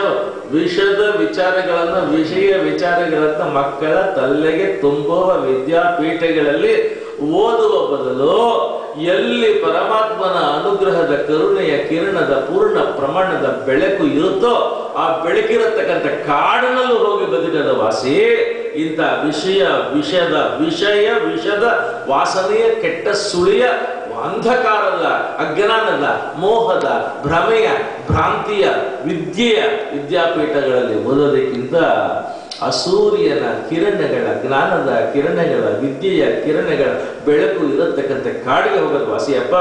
I personally feel this vidyapeetha is not befitting for me. ಇದು ವಿಷದ ವಿಚಿತ್ರವಾಗಿರತಕ್ಕಂಥ ವಾಸನೆ, ವಿಷ circle ಇದು. ನನಗೆ ಅಮೃತ ಬೇಕು, ಅಮೃತ ದೈವತ್ವದಲ್ಲಿದೆ, ದೈವತ್ವದ ಚಿಂತನೆ ಅದ್ಭುತದಲ್ಲಿದೆ. ಆ ವಿದ್ಯಾಪೀಠಕ್ಕೆ ಸೇರಿಸೋದನ್ನ. The father was so much perturbed and so much disturbed and so much devastated. Immediately summoned the gurus. ನಾನು ನಮ್ಮ ಹುಡುಗನ ನಿಮ್ಮ ಹತ್ರ ಕಳಿಸಿ ಟೆಕ್ಸ್ಟ್ ಬುಕ್ ಸಿಲೆಬಸ್ ಎಲ್ಲ ಕೊಟ್ರೆ ಇವನಿಗೆ ಹೇಳ್ಕೊಟ್ಟಿದ್ದೀರ ನೀವು? ಕಂಪ್ಲೀಟ್ ನನ್ನ ಸಿಲೆಬಸ್ಗೆ ಆಪೋಸಿಟ್ ವಿಚಾರ ಹೇಳ್ತಾ ಇದ್ದೀರಲ್ರಿ ನೀವು. This fellow has started telling something which is not to be seen all these days in my kingdom, and these thoughts were not there in my kingdom. Who the fellow? ಆವಾಗ ಗುರುಗಳು ಹೇಳ್ತಾರೆ, ಇಲ್ಲ sir ಖಂಡಿತ ನಿಮ್ಮ syllabus, ನಿಮ್ಮ text book, ನಿಮ್ಮ ವಿದ್ಯಾಪೀಠದಲ್ಲಿ ಏನಿದೆಯೋ ಅದೇ ಹೇಳ್ಕೊಟ್ಟಿದ್ದೇವೆ. There is nothing external. I don't know, we don't know from where this fellow got all the new concepts and the ideas. Extremely sorry for all the mischief that this fellow has done. ಆವಾಗ ಇವನೇ brain apply ಮಾಡ್ಕೊಳ್ತಾನೆ, ಕ್ವಶನ್ಗೆ ಎಷ್ಟು brain apply ಮಾಡ್ಕೊಳ್ತಾನೆ. What must have gone wrong and where have gone wrong. Then he thinks opposition party ಕಡೆಯವರು, opposition party ಏಜೆಂಟ್ಗಳು ಯಾರಾದ್ರೂ ಬಂದು ನೀವು ಇಲ್ಲದೆ ಇರುವಾಗ ಒಳಗಡೆ ಬಂದು ಇವನಿಗೆ ಸೀಕ್ರೆಟ್ ಆಗಿ ಬ್ರೈನ್ ವಾಶ್ ಮಾಡಿರ್ಬೋದು. ಅವಾಗ ಷಡ್ಡಾಮರ್ಕ ಹೇಳ್ತಾರೆ, ಯಾರು ಅಪೋಸಿಷನ್ ಪಾರ್ಟೀಸ್ ಅಂತ. ನಾನು ಅಪೋಸಿಷನ್ ಪಾರ್ಟಿ ವಿಷ್ಣು ಕಡೆಯವರು. ವಿಷ್ಣು ಕಡೆಯವರು ಯಾರು ಬಂದಿರ್ಬೋದು? ಈ ನಾರದ ಅವರು ಇವರು ಬರ್ತಾ ಇರ್ತಾರಲ್ಲ, ಎಲ್ಲಾ ಲೋಕಗಳ ಹತ್ರ ಬರ್ತಿರ್ತಾರಲ್ಲ. ನೀವು ಇಲ್ಲದೆ ಇದ್ದಾಗ ಒಳಗಡೆ ಬಂದು Narada must brain wash the children, that's A possibility. ಅವಾಗ ಏನ್ ಮಾಡ್ಬೇಕು ಅಂತ ಷಡ್ಡಾಮರ್ಕರು, ಏನಿಲ್ಲ, ಸೆಕೆಂಡ್ ಸೆಮಿಸ್ಟರ್ ನಲ್ಲಿ ನೀವೇನ್ ಮಾಡ್ಬೇಕು ಅಂದ್ರೆ ಫಂಡ್ಸ್ ಗ್ರಾಂಟ್ಸ್ ಜಾಸ್ತಿ ಕೊಡ್ತೀನಿ, ಎಲ್ಲ ಸೆಕ್ಯೂರಿಟಿ ವಾಲ್ಸ್ ಜಾಸ್ತಿ ಮಾಡ್ಬಿಡಿ, ಎಲೆಕ್ಟ್ರಾನಿಕ್ ಸೆಕ್ಯೂರಿಟಿ ಸಿಸ್ಟಮ್ ಇಟ್ಬಿಡಿ, ನಾರದ ಇರಲಿ ಯಾರೇ ಇರಲಿ ಆಪೋಸಿಷನ್ ಪಾರ್ಟಿ ಯಾರು ಬಂದ್ರು ನೋ ಎಂಟ್ರಿ ಅಂತ ಬೋರ್ಡ್ ಹಾಕಿಸ್ಬಿಡಿ. Don't allow any human being or any godly person or any rishi for that matter who are not in line with our syllabus and our textbook, they are not allowed in the second semester. Put the board and go for extra security, grants will be given. Second semester nalli ಏನು tight security, ಯಾವ ಬಡಿ ವಾಸ ನೋಡಿ inside. ಈಗ ಎರಡನೇ semester ಮುಗೀತು, ಬಡದರು ಗುರುಗಳು ಏನೋ ಒಂದಷ್ಟು ತಲೆಗೆ ತುರುಕಿದ್ರು. They tried their level best to see that at least some content, some component of the syllabus that has been supplied by Hiranyakashipu is actually introduced to the head of this fellow, and they tried their level best. ಪಾಪ ಇಬ್ರು ಏನೇನೋ ಹೇಳಕ್ ಹೋಗ್ತಾರೆ. ಹಿರಣ್ಯಕಶಿಪು 14 ಲೋಕದ ದೊರೆ ಅಂತ ಹೇಳಕ್ ಹೋಗ್ತಾರೆ. ಅವನು ಹೇಳ್ತಾನೆ ಹರಿ ಹರಿ ಹರಿ ಹರಿ ಹರಿ ಅನ್ನೋ ಪ್ರಾಣಿ ಹರಿ ಅನ್ನಿದ್ದಾರೆ, ನರಹರಿಯಾಣೆ ಅಂತ ಅವನು ಹೇಳ್ತಾನೆ. ಇವರೊಂದು ಹೇಳಿದ್ರೆ ಅವನೊಂದು ಹೇಳುದು. ಎಷ್ಟು ಮಾಡಿದ್ರು ಅವೆಲ್ಲ. ಕಡೆಗೆ ಸೆಕೆಂಡ್ ಸೆಮಿಸ್ಟರ್ ರಜಾ ಡಿಕ್ಲೇರ್ ಆಯ್ತು, ಮನೆ ಕರ್ಕೊಂಡ್ಬಂದ್ರು. ಗುರುಗಳು ಹೋಗಕ್ಕೆ ಮುಂಚೆ ಸ್ಪಷ್ಟವಾಗಿ ಕೇಳಿದ್ರು, ಏನು ನಿನಗೆ ಇದೆಲ್ಲ ಹೇಗೆ ಬರ್ತಾ ಇದೆ? 24 ಗಂಟೆ ಹರಿ ಹರಿ ಹರಿ ಅಂತಿರ್ತೀಯಲ್ಲ, ನಿನಗೆ ಇದೆಲ್ಲ ಯಾರು ಹೇಳಿಕೊಟ್ರು? ಸತ್ಯ ಹೇಳು. ನಾವು ಇದು ಹೇಳಿಕೊಟ್ಟಿಲ್ಲ. ಈ ಆಲೋಚನೆ, ಈ ಚಿಂತನೆ, ವಿಚಾರ ಇರತಕ್ಕಂಥ ಪುಸ್ತಕ ನಿಮಗೆ ಕೊಟ್ಟಿಲ್ಲ. ಯಾವ ಕ್ಲಾಸ್ನಲ್ಲೂ ಈ ಪಾಠ ಇಂಟ್ರೊಡ್ಯೂಸ್ ಮಾಡ್ತಾ ಇಲ್ಲ. ನಿನಗೆ ಅವನು ಹೇಗೆ ಗೋಚರ ಆಗ, ಅವನ ಸುತ್ತಲೂ ಹೇಗೆ ತಿರುಗುತ್ತಾ ಇದೆಯಾ, ಇದೆಲ್ಲ ಹೇಗೆ ಬಂತು ಅಂತ ಗುರುಗಳು ಕೇಳ್ತಾರೆ. ಆವಾಗ ಅವನು ಹೇಳ್ತಾನೆ, there is a magnet, and if there is a magnet, the iron and the pieces of iron need not be pushed or mobilized or taken by anybody. Automatically and effortlessly and naturally the pieces of the iron are attracted towards the magnet, and Srihari is the magnet, and without the effort, any external effort, I am attracted towards him. I am just a piece of iron. ಷಡ್ಡಾಮರ್ಕರಿಗೆ ಮಹಾಕೋಪ ಬಂತು. ಏನ್ ನಮಗಿಂತ ಹೆಚ್ಚಿನ ದೊಡ್ಡ scientific truth ಅನ್ನೋ ತರ ಹೇಳ್ತೀಯಲ್ಲ. ಪಡ್ಡದ್ರು, ಬಡದ್ರು, ಹೆದರ್ಸಿದ್ರು, ಬೆದರಿಸಿದ್ರು. They punished him in all possible manner and ultimately told him whatever syllabus and whatever textbook and whatever contents that we are going to give, simply accept it and don't tell anything other than whatever we are going to tell. ಆಮೇಲೆ ಹೇಳಿದ್ರು, ನಿನ್ನನ್ನ second semester ಆಗಿದೆ, ಮುಗಿದಿದೆ, ಈಗ ಕರ್ಕೊಂಡು ಹೋಗ್ತೀವಿ ಮನೆಗೆ. ನಾವು ನಿನಗೆ ತಲೆ ಒಳಗೆ ಏನು ತುರ್ಕಿದೀವೋ ಅಷ್ಟು ಮಾತ್ರ ನಿಮ್ಮ ಅಪ್ಪನ ಮುಂದೆ ಒದರು. Just because you think that you are extraordinary fellow, mighty fellow, brilliant fellow, intellectual fellow, charming fellow, don't give out whatever you think as original. Whatever we have simply told you, omit there in front of your father. ಕರ್ಕೊಂಡು ಹೋಗಿದ್ರು. ಆಮೇಲೆ ಅಪ್ಪನ ಮುಂದೆ ಕೂತ್ಕೊಂಡ. ಷಡ್ಡಾಮರ್ಕರಿಗೆ ಖುಷಿ. This time we have alerted him properly, cautioned him. ಬಾಗಿಲಿಂದ ಬಚ್ಚಿಟ್ಕೊಂಡು ಗುರುಗಳು ನೋಡ್ತಾ ಇದ್ದಾರೆ. ಈಗ ಪ್ರಹ್ಲಾದನ್ನ ತೊಡೆ ಮೇಲೆ ಕೂಡಿಸ್ಕೊಂಡು ಅಪ್ಪ ಮುದ್ದು ಮಾಡಿ ಸೆಕೆಂಡ್ ಸೆಮಿಸ್ಟರ್ ನಲ್ಲಿ ಏನು ಕಲಿತೀಯೋ ಮಗನೇ ಅಂತ ಕೇಳಿದ್ರು. What is that you learn in the second semester? ಆಗ ಪ್ರಹ್ಲಾದ ಹೇಳ್ತಾನೆ, ನನಗೆ ಏನಪ್ಪ ತುಂಬಾ ಕಲಿತುಕೊಂಬದಕ್ಕೆ ಅವಕಾಶ ಇತ್ತು, ಕಲೀಲಿಲ್ಲಪ್ಪ, 9 ಕಲಿತ್ಕೊಂಡೆ. ಬರೇ 9 ಕಲ್ತ್ಕೊಂಡೆ. ಎಷ್ಟೊಂದು 6 ತಿಂಗಳು ಸೆಮಿಸ್ಟರ್, ಸೆಕೆಂಡ್ ಸೆಮಿಸ್ಟರ್, ಎಷ್ಟೊಂದು ಪುಸ್ತಕಗಳು, ಬರೀ 9 ಪಾಠನೇ ಕಲ್ತ್ಕೊಂಡ. ಹೌದಪ್ಪ 9 ಯಾವ ಕಲ್ತ್ಕೊಂಡಪ್ಪ? 9 ಹೇಳು. ಶ್ರವಣಂ ಕೀರ್ತನಂ ವಿಷ್ಣು ಸ್ಮರಣಂ ಪಾದಸೇವನಂ ಅರ್ಚನಂ ವಂದನಂ ದಾಸ್ಯಂ ಸಖ್ಯಂ ಆತ್ಮನಿವೇದನ. ಶ್ರವಣಂ ಕೀರ್ತನಂ ವಿಷ್ಣು ಸ್ಮರಣಂ ಪಾದಸೇವನಂ ಅರ್ಚನಂ ವಂದನಂ ದಾಸ್ಯಂ ಸಖ್ಯಂ ಆತ್ಮನಿವೇದನ. ಇವು ಪೂರ್ತಿ ಕೇಳಿಸ್ಕೊಳ್ಳಿಲ್ಲ. ಹಿರಣ್ಯಕಶಿಪು ಖುಷಿಯಾಗಿ ಹೋಗ್ಬಿಟ್ಟ, excite ಆಗೋದ. I am happy and I am extremely delighted to listen that you have learned all these 9 things. But I don't want all the 9 things. Even if you do 1 or 2 of these things to me, that is sufficient. ಅವಾಗ ಹೇಳ್ದ, listen properly, father. ಶ್ರವಣಂ ಕೀರ್ತನಂ Vishnu. ಅಲ್ಲ, ಶ್ರವಣ, ಕೀರ್ತನ, ಅರ್ಚನ, ವಂದನ, ಸಖ್ಯ, ಆತ್ಮನಿವೇದನ, ಪಾದಸೇವನ, everything is done for Vishnu, not for you. Hiranyakashipu ಕೇಳಿ ರೋಷಾವೇಶದಿಂದ ಉಗ್ರನಾಗಿ ಗುಡುಗದ ಸಿಡಿಲು ಎರಗದ ಹಾಗೆ ಷಂಡಾಮರ್ಕನ ಕರೆದರೇಗಿದ. ಅವರು ಹೇಳ್ದ, ಅಲ್ರಿ ಅಷ್ಟೊಂದು ಸೆಕ್ಯೂರಿಟಿಗೋಸ್ಕರ ಗ್ರ್ಯಾಂಡ್ ಜಾಸ್ತಿ ಮಾಡಿ ಸ್ಪೆಷಲ್ ಸೆಕ್ಯೂರಿಟಿ ಎಲ್ಲ ಕೊಟ್ಟರು ಕೂಡ ಇವನಿಗೆ ಏನ್ರಿ ಇದೆಲ್ಲ ಹೊಸ ಹೊಸ ವಿಚಾರಗಳು? ಯಾವನ್ರಿ ಅವನು ವಿಷ್ಣು? ಇದೆಲ್ಲ ಹೇಳ್ಕೊಟ್ಟಿದ್ಯಾರು? ಅವರು ಹೇಳಿ ತಲೆ ಚುಚ್ಕೊಂಡು ಹಣೆ ಚುಚ್ಕೊಂಡು ಅವ್ರು ಹೇಳಿದ್ರು, ವ್ಯರ್ಥವಾಯಿದ್ದಲ್ಲ, ಜನ್ಮ ಸಾರ್ಥಕ ಆಗಲಿಲ್ಲ. ಇಷ್ಟೆಲ್ಲ ಅವ್ರಿಗೆ ಹೇಳ್ಕೊಟ್ರು. ಅಪ್ಪನ ಮುಂದೆ ಒಂದು 5 ನಿಮಿಷ ನಾವು ಹೇಳ್ಕೊಟ್ಟಿರ್ಬೋದು ಅಂದ್ರೆ ಏನೇನೋ ಹೇಳ್ತಿದ್ದೇನಲ್ಲ. Whatever they have taught, his language and his tone and his tune was totally different and he could not believe. What ಅವ್ರಿಗೆ ಏನು ಹೇಳಿಕೊಟ್ಟಿದ್ದಾರೆ, whatever the teachers have told to Prahlada, he knows. And what is good and what is bad and what is correct and what is incorrect, that also he knows.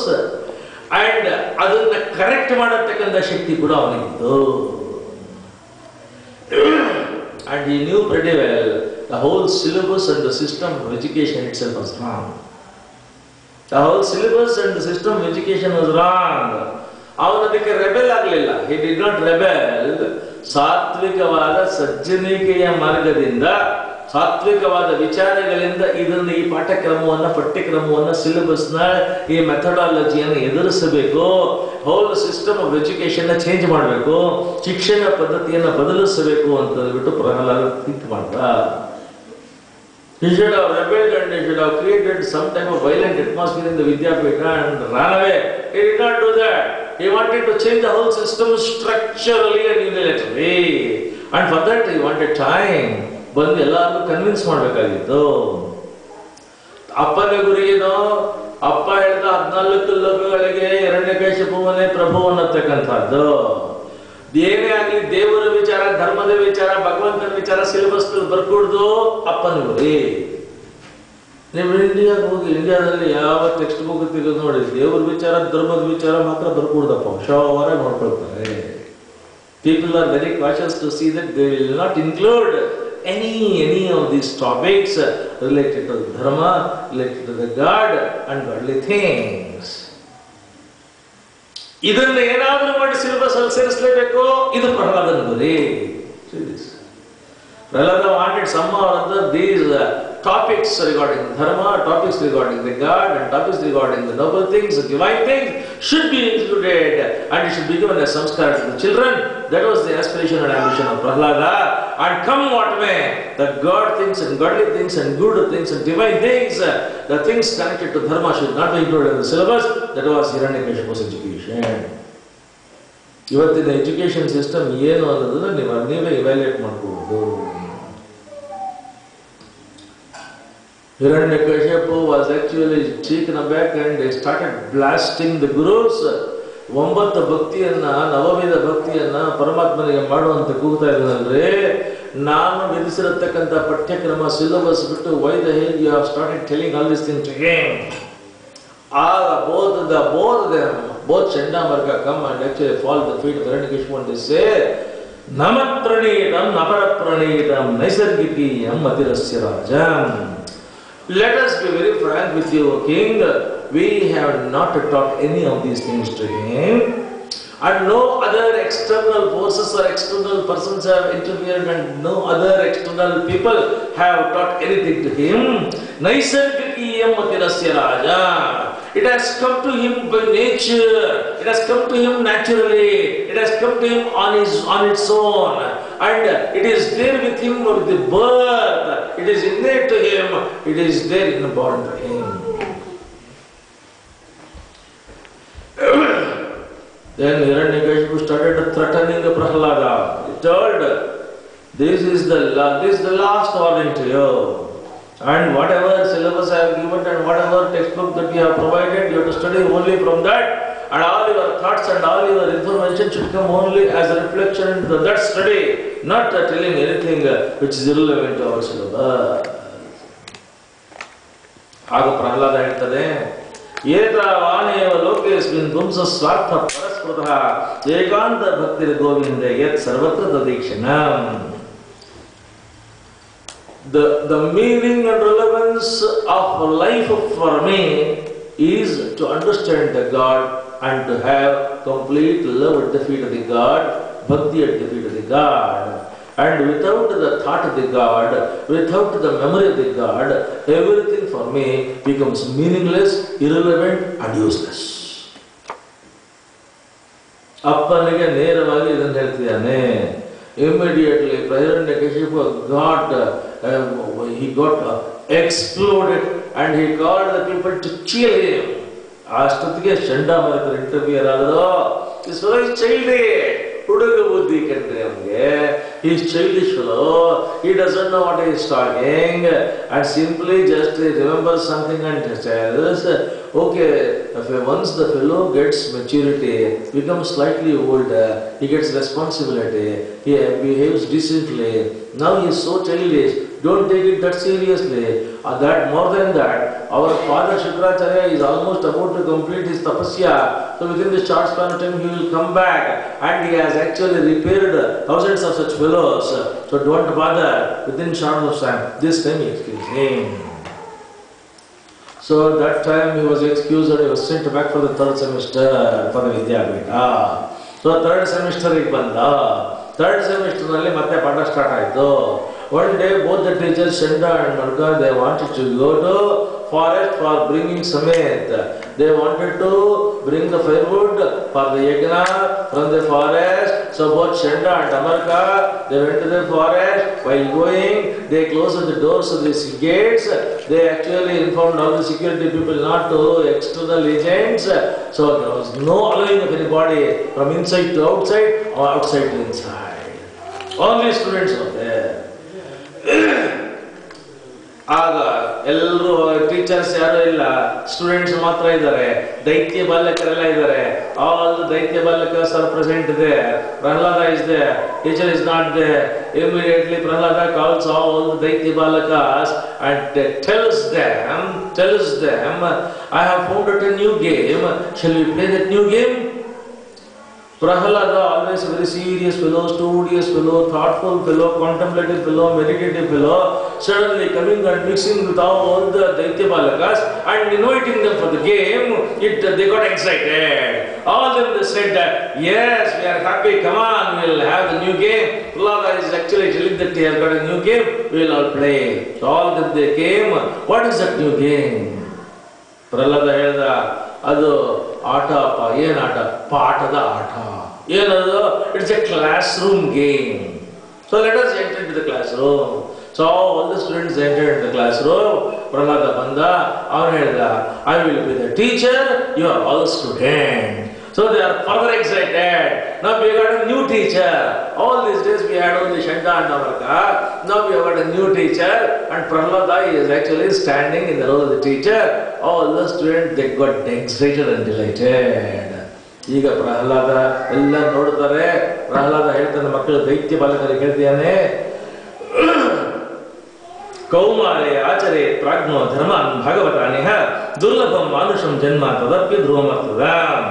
ಅವನು ಹೇಳ್ತಾನೆ, when you are at a young age, when you are a small child, that is the ripe age, at the right stage when you must start learning good things, godly things, blissful things, divine things, noble things. Shed this Daitya mentality. Shed this violence mentality. shed the animosity, shed the hostility. Don't develop the attitude and approach that gods are your enemies. Gods are good people. Gods think good for every part of the world and every person of the world. Think that you are also good, you are noble, have the noble ideas, noble thoughts, think good and think God. Think good and think God. Be godly. And you think for your welfare and welfare of the whole world. Don't think that the gods or other people or the rishis are your enemies. When you are in a child age, this is the age where you must have the samskara, have the culture, have the decency, have the dignity, have the decorum, have noble values, have the great virtues, and have the good thoughts. Let the good thoughts come from all corners of the world. Let it come from Swarga, let it come from Devaloka. They are the thoughts released, revealed by the good forces. So shed all the evil forces, shed all cruel things, shed all violent things, shed violent attitude. We shed the very thought that we are Rakshasas. We are not Rakshasas. Prahlad tells to Daityava, we are not Rakshasas, we are not Daityas, we are not Danavas, we are not Asuras, we are all noble people. Think that you are noble, you will be noble. Whatever you think, you can. Whatever thing you think you can, you will. If you think you can. If you think you can, you will. If you think you will definitely do it. Prahlada insists on these things. He says, think you are great, good, noble, divine, godly, then you are godly. If you think I am a Rakshasa, you are a Rakshasa. Everything is there in the thoughts. Then Prahlada says, I exist because I think. Then Prahlada says, I exist because I think. Without existence without thought there is no existence, it's just mad body. So think good and think God and think great and think grand and accomplish great things. Think noble and think godly. You are not Rakshasa, you are all gods.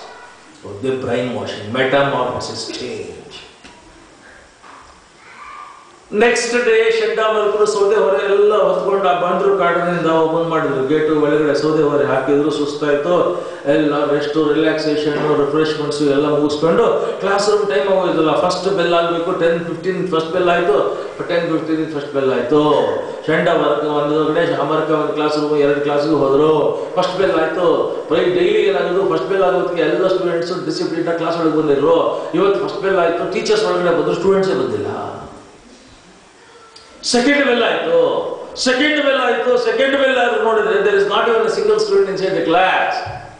Final bell ಈಗ 10:30 correct ಆಗಿ 10:29 29 ಆಪೋ 30 10:30 final bell ನೋಡ್ತಾರೆ not a single student enter the classroom and immediately both Shanda and Amarka the class teachers they go out the class see that all the students are on strike. Who is the leader? Student leader. Prahlada is the student leader actually. Heralding the strike, leading the strike. First officially documented student strike of the world. And Prahlada is the student strike leader.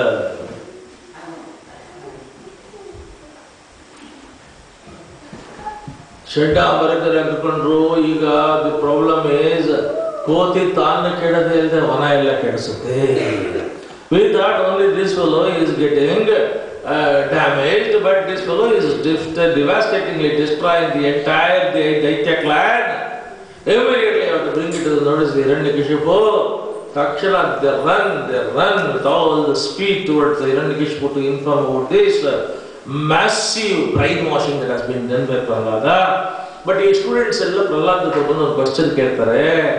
You see, ನಮಗೆ we are all very surprised about one thing. ಏನು ಅಂತ Pralhad this thought which you have given to us has not been given in the syllabus, in the textbook, in the school studies. This thought has not been given to us by any of our family members.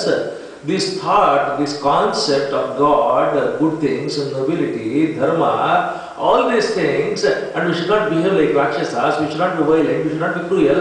All these thoughts are not there in our kingdom, it is not there in the palace, it is not there in our family, it is not there in our structure, it is not there in our system, it is not in the syllabus, it is not the continent component. Nobody knows in the entire Rakshasa world how you have come to know about this. No external agency has given any of these thoughts to you, concepts to you, but you stress so much about all this so clearly. Where from you got all this thing? ಆಗ ಪ್ರಹ್ಲಾದ ಹೇಳ್ತಾನೆ, ಅದು ಇವತ್ತು ಕಲ್ತಿದ್ದಲ್ಲ ರಾಜ, ಹೇಳ್ಕೊಟ್ಟಿದ್ದಲ್ಲ, ಕಂಡರೇ ಬಾರದು, ಕಲಿತರೇ ಬಾರದು, ಪುಂಡರೀಕಾಕ್ಷನಿಂದ ದೈವ ಆಗಬೇಕ. But how did you get it? Then Prahlada reveals the mystery. When my father Hiranyakashipu went to the forest for the performance of tapasya, my mother Kayadu was pregnant. I was there in her womb. She was pregnant for me. She was there in the palace. Indra, Devendra, fearing that the new child which is going to be born from my mother also can become a Rakshasa threat, future threat, a potential threat. He wanted to finish off, Devendra wanted to finish off me when I was in the womb of my mother. So he came secretly to the palace, caught hold of my mother, captured my mother, imprisoned my mother, who was full pregnant at the time, and he was taking the pregnant lady towards his loka. Suddenly Narada Maharshi came there, looked at this plight of my pregnant mother, blasted left and right that fellow Devendra. He told that her husband has gone to the forest for tapasya, she is alone in the palace, lady, she is a fully pregnant woman, how dare you just imprison her and dragging her in the street like this, leave her. So Narada compels Devendra to release her, leave her. Then Narada Maharshi took my mother Kayadu to his ashrama.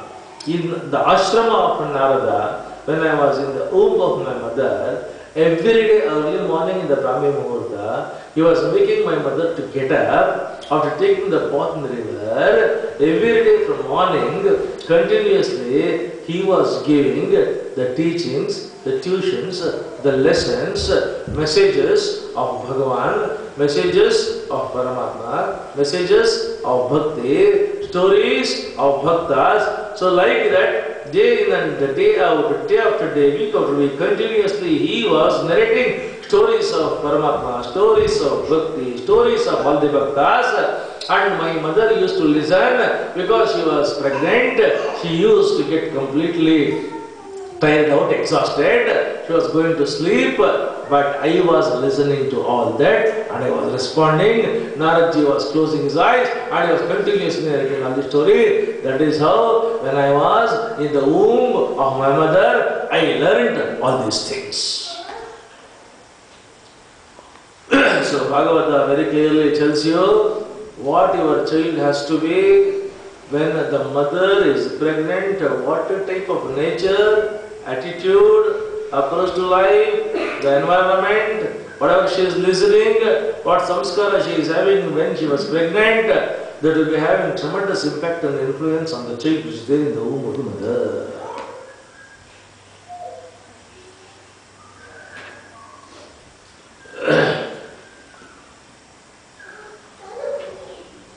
Then Shanda and Marka now immediately informs about this act of Prahlada in destroying and brainwashing all the Daitya Balakas, made Hiranyakashipu to call the army and he issued a military alert. He said that he has become a cancer. Prahlada has become a cancer for the entire Daitya dynasty. If a particular part of your body is cancerous, cut it off so that you can maintain the health of the other parts of the body. But this fellow has become the cancer for the Daitya, so immediately will kill him. He calls all the fellows and tells them, kill this fellow. With all the sharp-edged weapons and swords, they started actually piercing him through, but he was not affected at all. He orders them, just throw him into the ocean. He was thrown into the ocean. Nothing happened. Came easily, effortlessly swimming back. Then he tells, put fire into this fellow. So he was actually thrown into the burning, huge burning fire. But the fellow came out easily. The fellow was actually made to sleep on the earth, and huge tuskered elephants were made to walk on him. But when the elephants were walking on Prahlada, the small boy, it was like a small flower just lying on the body. Nothing happened. Then he was actually thrown into a pit where the most venomous and poisonous serpents were there. But there was no snake bite at all in the pit and he came out. all the efforts are made by the father to throw him from the top of the mountain or to the pit of the snakes or to burn him alive. Everything failed miserably, nothing worked. Then he asked one question. Which is that source and that power and that spirit which is empowering you to face me like this? I am the ultimate master blaster, champion of all the 14 lokas, and you have taken upon me directly. Which is that force which is actually backing you up, which is giving bala, which is giving the strength, which is giving the power to you. Come on now. Immediately Prahlada said, Na kevalam me bhotascha rajan savaivalam baridam chaparesham. If you are shouting like this, for shouting like this, whatever that is giving the force to you, whatever that is giving the sound to you, whatever that has given the power to you, the same power which has given the power for you to shout, the same power is empowering me to do all these things. Then now Hiranyakashipu is further disturbed. He says that, where is that fellow who is giving all this power to you? Vaso Madanyo Jagadishwaro Harihi. Where is that fellow who is called Hari, who is actually disturbing my peace and the entire Daitya dynasty by actually taking you into the wrong direction? Tell me where that fellow is. Vaso Madanyo Jagadishwaro Harihi. Then Prahlada smiling tells us, he is there everywhere. Yalla kade idane. Illu koniya, mullu koniya, pollu bidade, odage, horage, ella kavi, nalli, ella tumi, nallaniddane, chintiyake maduki, chinmayaniddane, chinta ratna embu, anantaniddane. He is there everywhere. He can be there everywhere, but he cannot be in my country because I have made all the arrangements to see that the fellow will not step into my country. He is there in your country also. He might be there in my country because my country is so big and so huge, but he cannot be in my capital. He is there in your capital also. He might be in my capital, but in my palace he cannot enter. I have to provide Z category security.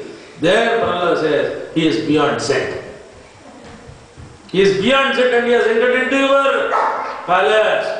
He might have entered into my palace, but this Sabha Bhavana is electronic surveillance type of security. Not even a small worm, germ, insect can enter. He cannot be here. He is not here.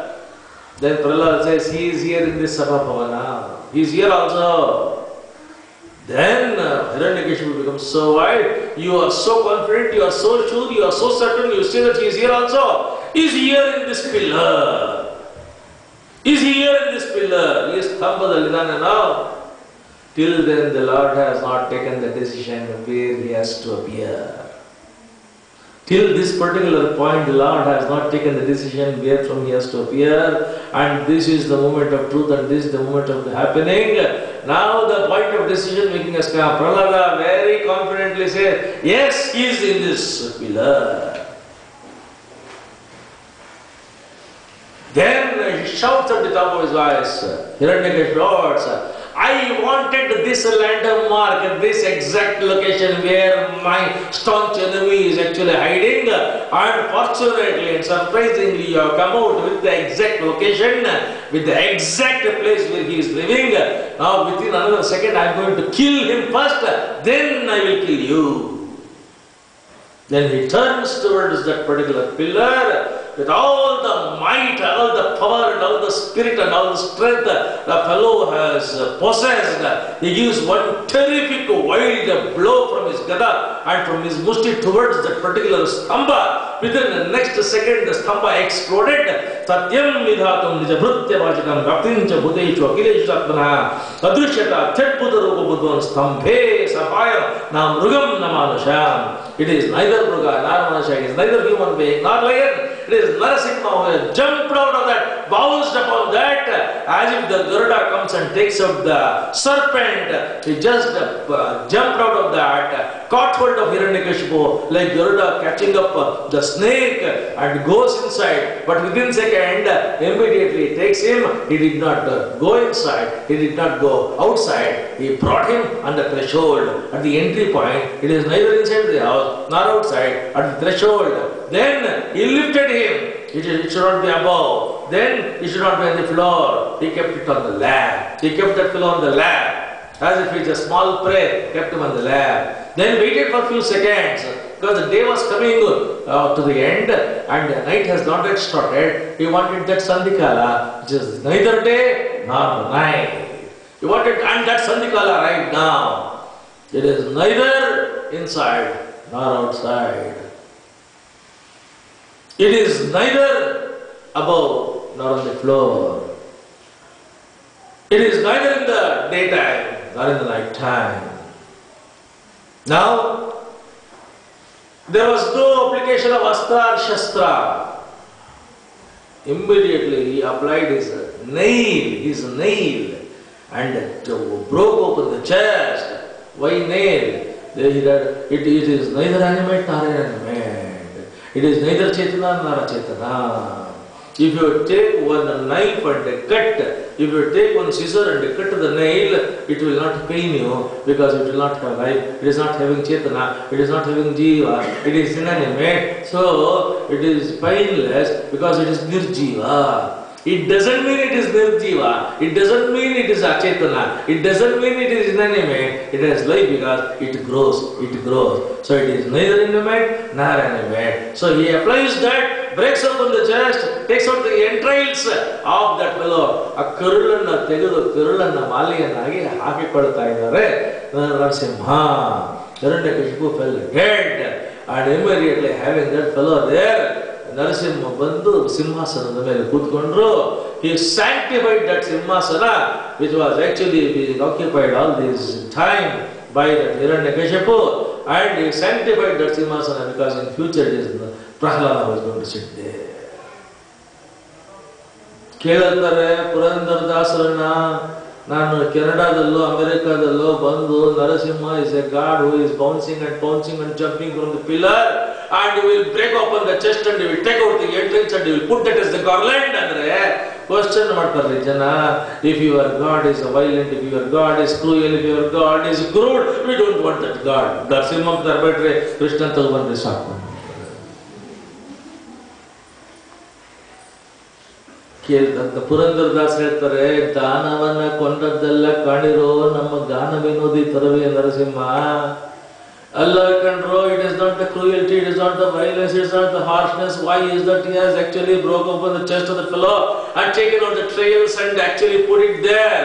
ಕರುಳಂದ ಯಾಕೆ ಹಾರ ಮಾಡ್ಕೊಂಡ ಗೊತ್ತೇನ್ರು? ಯಾಕಪ್ಪ ಅಂತಂದ್ರೆ ಪುರಂದರದಾಸ್ ಹೇಳ್ತಾರೆ, Pralhad is not an ordinary fellow. Prahlada is a gold, wonderful gold, is a diamond, is a precious diamond, is a precious stone.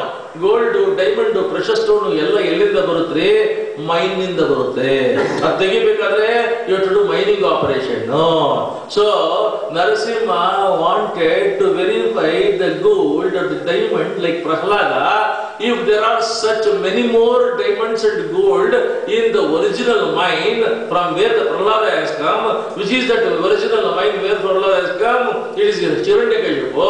It was a mining operation done by Narasimha to find out whether any further diamond is available.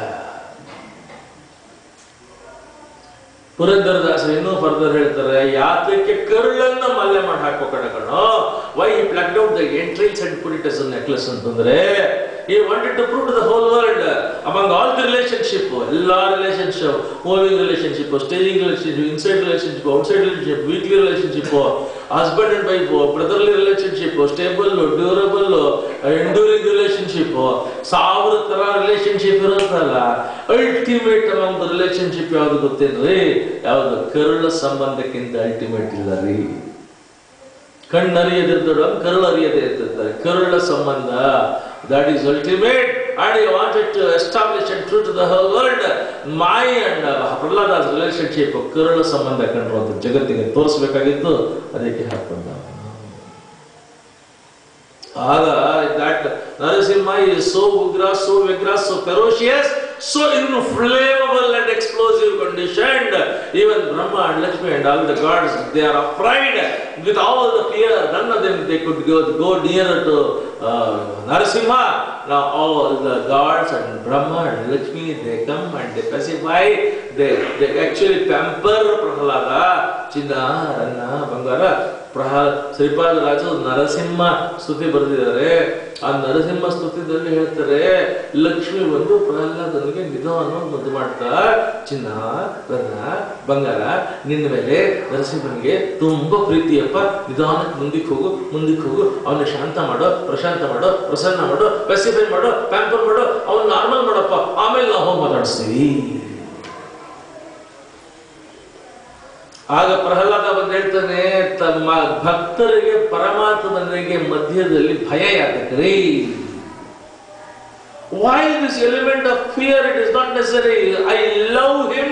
I have my full and completely complete surrendering myself. I am completely surrendering myself at the feet of the Lord. Then why should I have worry? Why I should have fear? Lord, I have given everything to you. It is for you to do anything, to undo anything. ನಾನು ಭಯ ಯಾರಿಗೆ ಪಡಲಿ? ಪ್ರೀತಿ ಮಾಡೋದನ್ನ ಅನುಗ್ರಹ ಮಾಡು ಸ್ವಾಮಿ. Then Narasimha smiles now at Prahlada.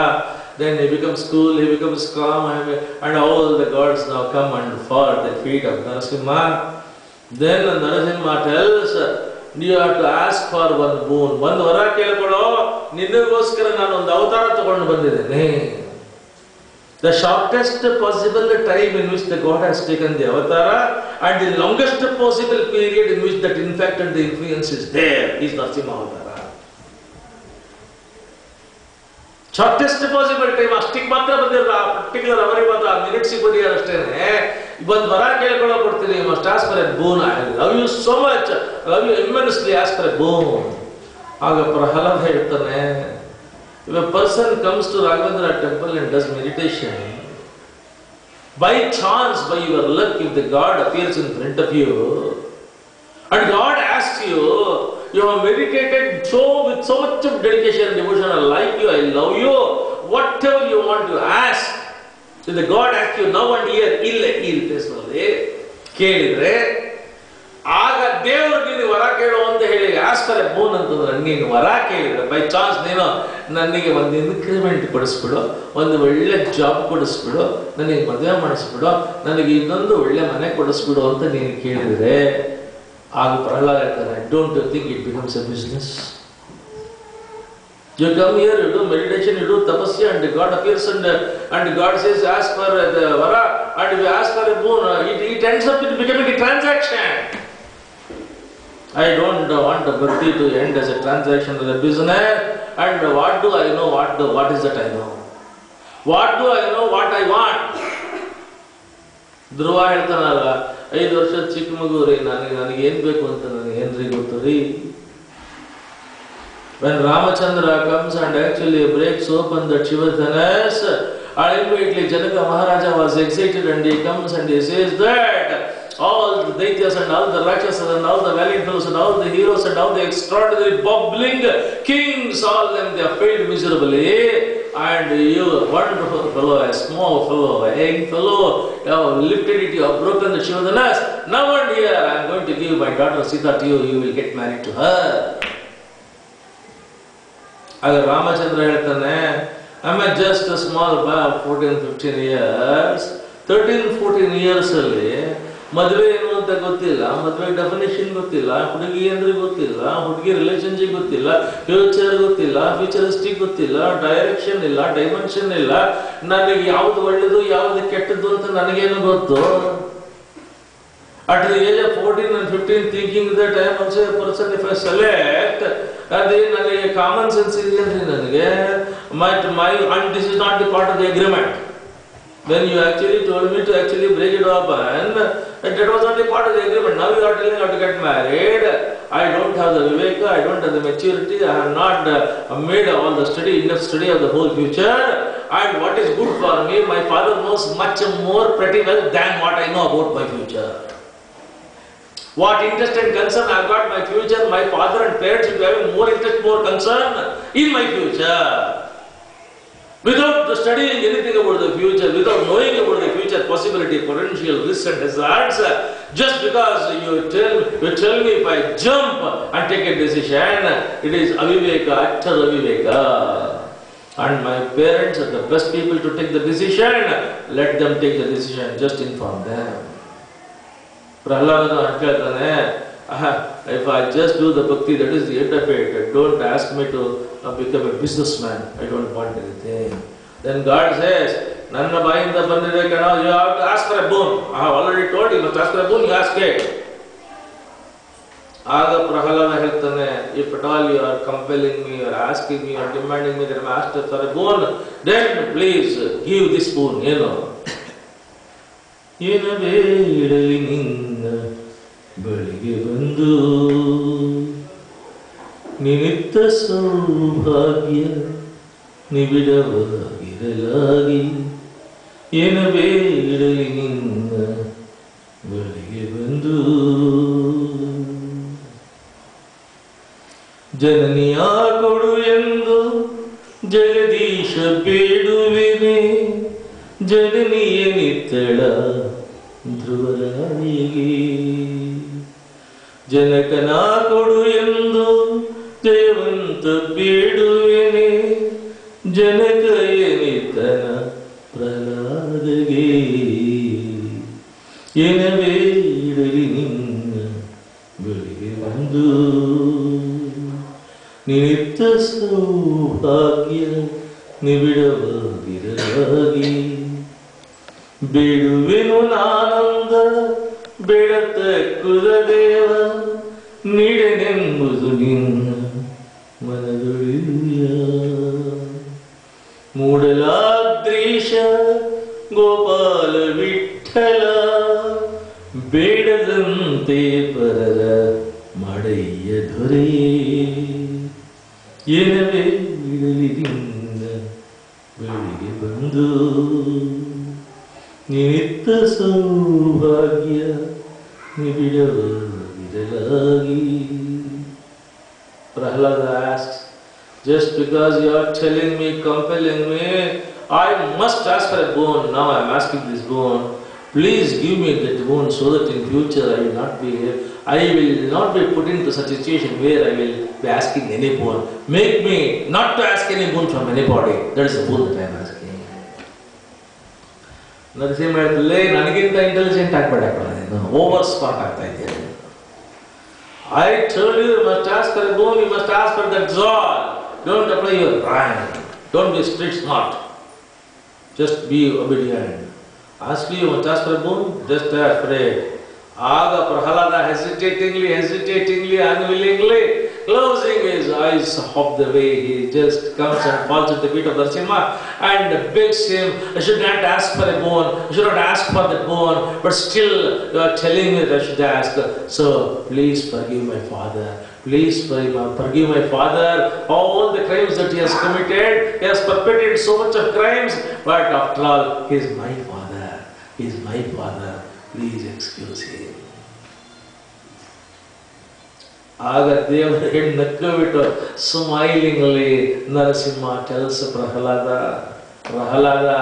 ಕೇಳಬೇಕು ನನ್ನನ್ನ.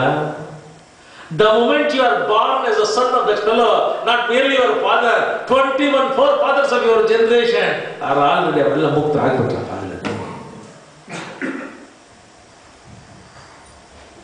ಆಗ ಪ್ರಹ್ಲಾದನಿಗೆ ಪರಮಾತ್ಮ ಹೇಳ್ತಾನೆ, Narasimha Pralhad now and here ನಿನಗೆ ಮುಕ್ತಿ ಕೊಡ್ತಾ ಇದ್ದೀನಿ, ನಿನಗೆ ಯಾರು ಎಲ್ಲರೂ ಮುಕ್ತಿ ಕೊಡ್ತೀನಿ, ಕರ್ಕೊಂಡು ಬಂದ್ಬಿಡು ಬಾ, ಮುಕ್ತಿ ಹೊರಟೋಣ. ಪ್ರಹ್ಲಾದ ಹೇಳ್ತಾನೆ, ಸಾವಿರಾರು ಜನ, ಲಕ್ಷಾಂತರ ಜನ, ಕೋಟಿ ಜನ ನರಳುತ್ತಾ ದುಃಖದಲ್ಲಿ ಒರಳುತ್ತಾ ಒದ್ದಾಡ್ತಾ ನಷ್ಟದಲ್ಲಿ, ಸಂಕಷ್ಟದಲ್ಲಿ, ಕಷ್ಟದಲ್ಲಿ, ದುಃಖದಲ್ಲಿ, ದುಗುಡದಲ್ಲಿ, ದುರಂತದಲ್ಲಿ, ವಿಚಿತ್ರವಾಗಿ ಆದಿಯಲ್ಲಿ, ವ್ಯಾಧಿಯಲ್ಲಿ, ರೋಗದಲ್ಲಿ, ರುಜಿನಲ್ಲಿ, with all the problems, with all the ordeals, with all the turmoils, with all the tensions, with all the anxieties, with all the catastrophes, with all the crises, with all the calamities, with all the tensions and depressions and recessions, everything, everybody, millions of people are rotting in the street, they are in pain, they are in sorrowful situation, living all the people who are suffering here. Why the hell I should come for the Mukti Loka to enjoy the privilege?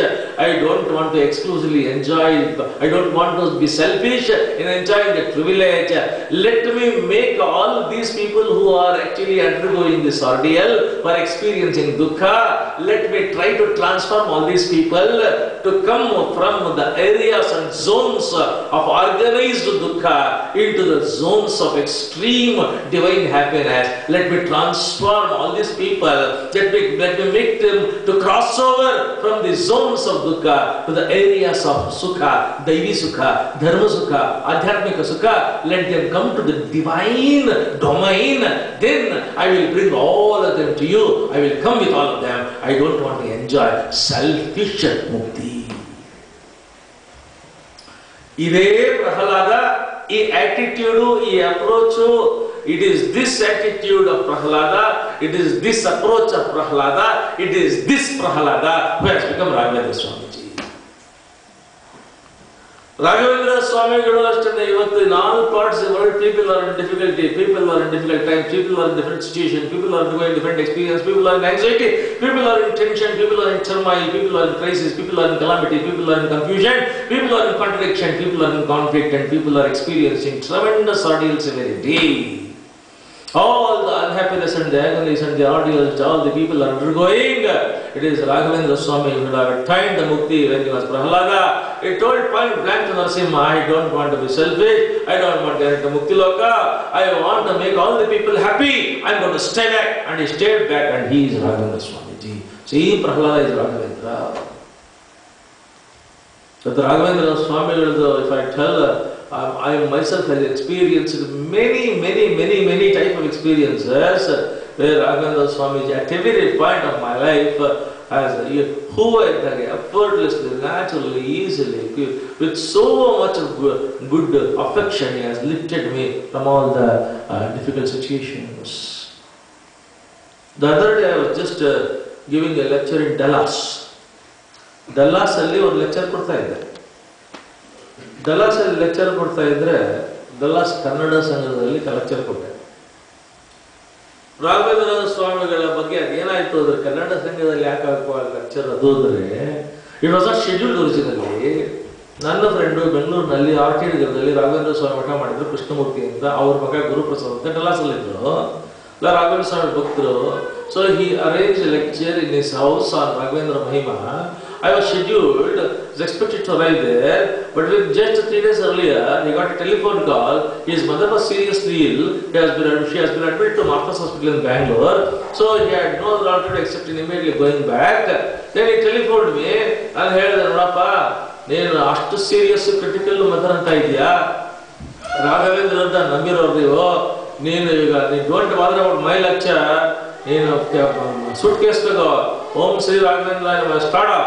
ಓಂ ಶ್ರೀ ರಾಘವೇಂದ್ರ ನಮ ಹೇಳಿಕೊಂಡು ಏರ್ಪೋರ್ಟ್ಗೆ ಹೋಗು, ಕೂತ್ಕೋ airport flight ಅಲ್ಲಿ ಓಂ ಶ್ರೀ ರಾಘವೇಂದ್ರ ನಮ ಹೇಳ್ತಾ ಇರೋ.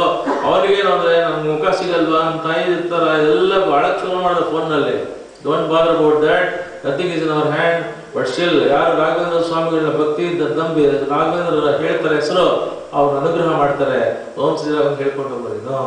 Then he start the flight, went Singapore airlines ಸಿಕ್ತು, Singapore ಹೋದ, ಅಲ್ಲಿಂದ ಇಂಡಿಯಾಗೆ ಹೋದ. ಫೋನ್ ಬಂದಿದ್ದು ಕ್ರಿಟಿಕಲ್ ಎನಿ ಮೂಮೆಂಟ್ ಅಂತ. ಹೋಗೋವರೆಗೂ ಆರಾಮಾಗಿ ಯಾಕೆ ಪರವಾಗಿಲ್ಲ ಚೇತರಿಸ್ಕೊಂಡಿದ್ರು.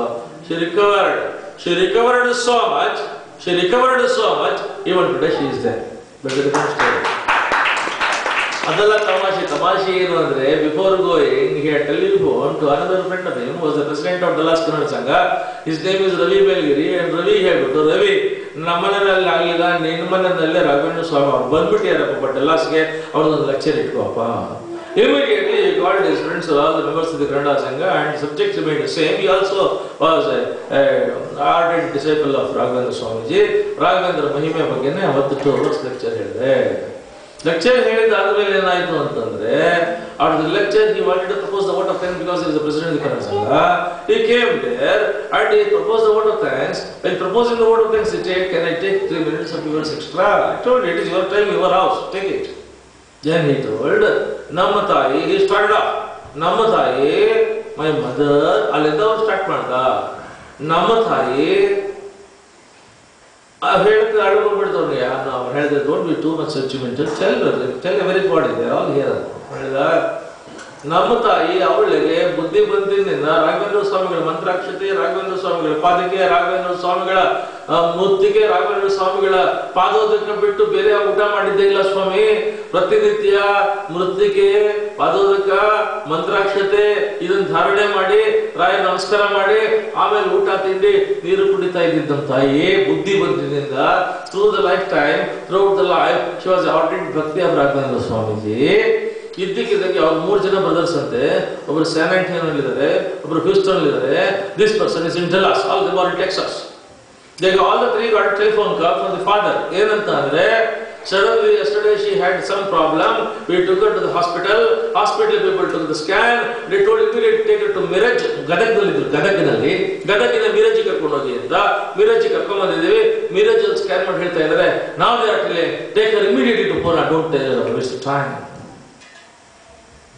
ಪೂನಾ ಕರ್ಕೊಂಡ್ಬಂದು ಅಲ್ಲಿಂದ ಫೋನ್ ಮಾಡಿದ್ರಂತೆ. ಪೂನಾ ಹೇಳಿದ್ರಂತೆ ಸಿವಿಯರ್ ಕ್ಯಾನ್ಸರ್, ಬಾಡಿನಲ್ಲಿ ಫಾಸ್ಟ್ ಸ್ಪ್ರೆಡ್ ಆಗ್ತಾ ಇದೆ cancer. Second to second, minute to minute spread ಆಗ್ತಾ ಇರೋದು ನಮಗೆ ವಿಸಿಬಲ್ ಆಗ್ತಾ ಇದೆ. And we got take to Bombay. Immediate ಆಗಿ ಆಲ್ ದಿ 3 ಬ್ರದರ್ಸ್ ಇಲ್ಲಿಂದ ಫ್ಲೈ ಮಾಡಿದ್ರು ಡೆಲ್ಲಾಸ್ ಇಂದ. ನೆಕ್ಸ್ಟ್ ಫ್ಲೈಟ್ ತಗೊಂಡು all the 3 had a business. They were not working, they had a business their own. And they went to Bombay and they consulted Jaslok Hospital and they took the mother and the father to check the Jaslok Hospital. Jaslok Hospital, don't money is not the criteria. Immediately called the experts. Fortunately, topmost cancer expert of India, Dr. Dastur, was in Bombay at the time.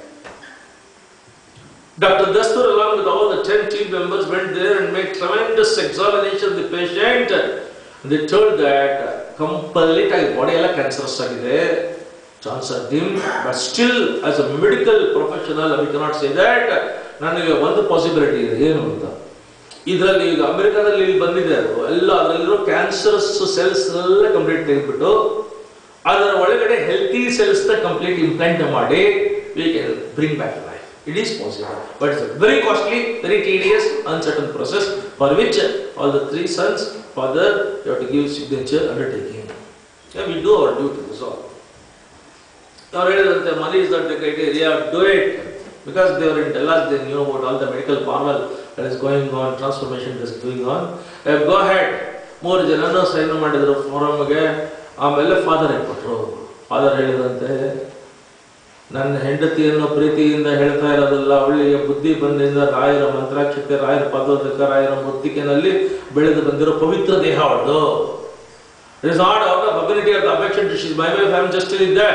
She is full of sanctity. She is the personification of the sanctity, purity.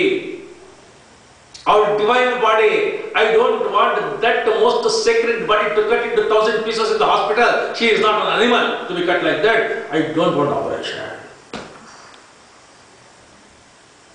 ಮಕ್ಕಳು they were shocked and immediately they told father, ಯಾವುದು ಹಳೆ ಕಾಲದ ಮೋಡೆ ಕಂದಾಚಾರದ ಕಥೆ ಹೇಳಿಕೊಂಡು ಕೂತ್ಕೋಬೇಡ, ಅಮೆರಿಕಾದಲ್ಲಿ extraordinary revolution, medical revolution ಆಗಿದೆ.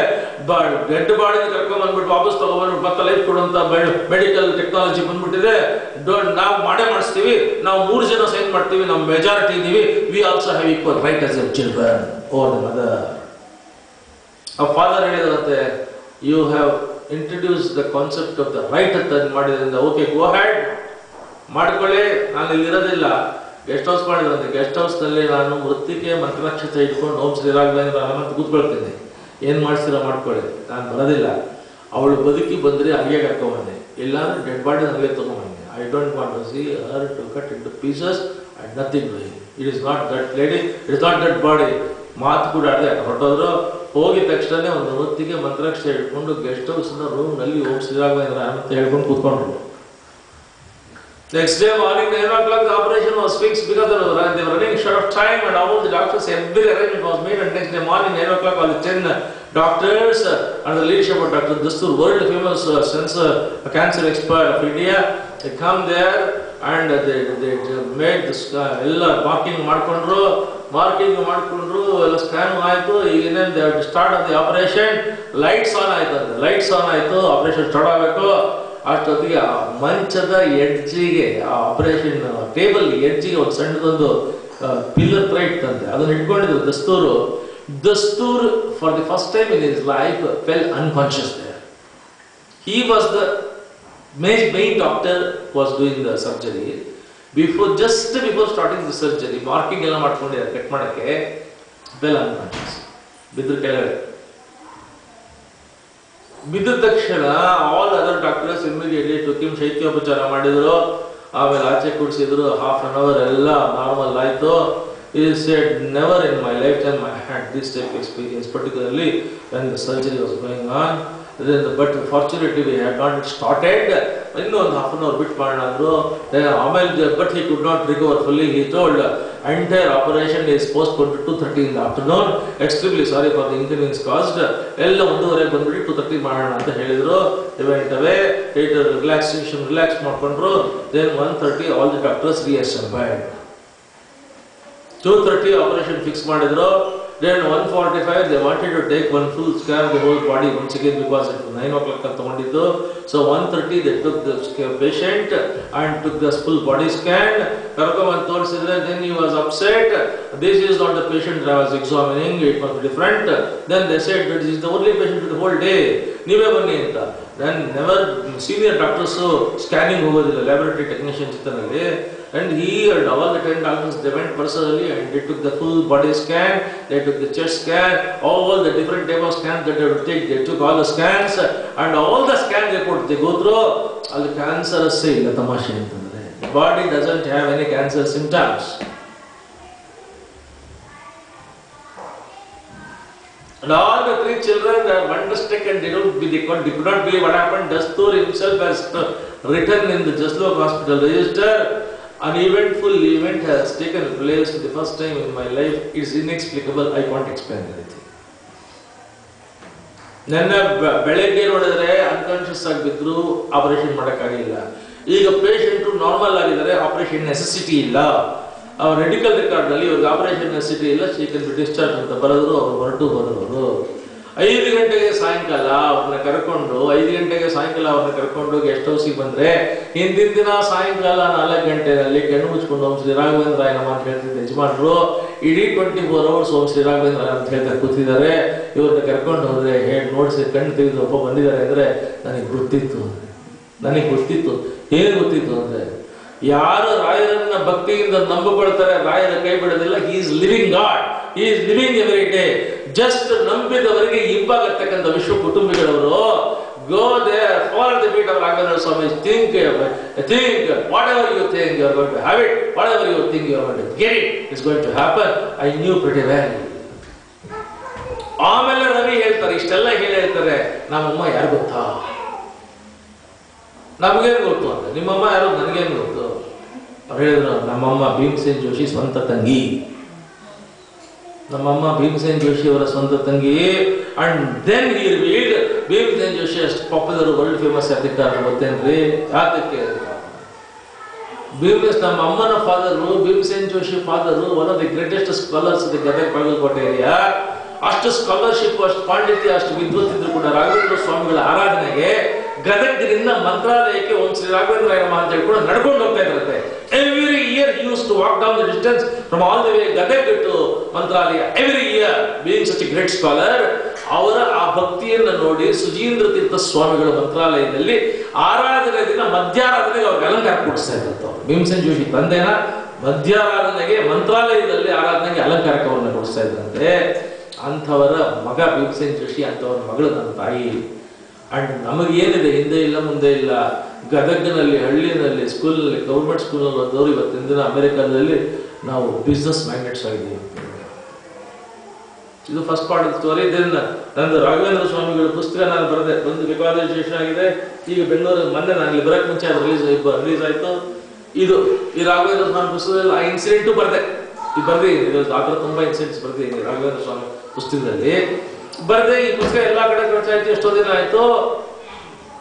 ಮಂತ್ರಾಲಯದಲ್ಲಿ ಏನಾಯ್ತು, ಮಂತ್ರಾಲಯದಲ್ಲಿ ರಾಘವೇಂದ್ರ ಸ್ವಾಮಿಗಳ ಆರಾಧನೆ ಆಗಿತ್ತು. ಆರಾಧನೆ ಆದಾಗ ಸುಷಿಮೇಂದ್ರ ತೀರ್ಥ ಸ್ವಾಮಿಗಳು, ನಡೆದಾಡೋ ರಾಘವೇಂದ್ರ ಸ್ವಾಮಿಗಳು ಅಂತ ಕರೀತಾರೆ.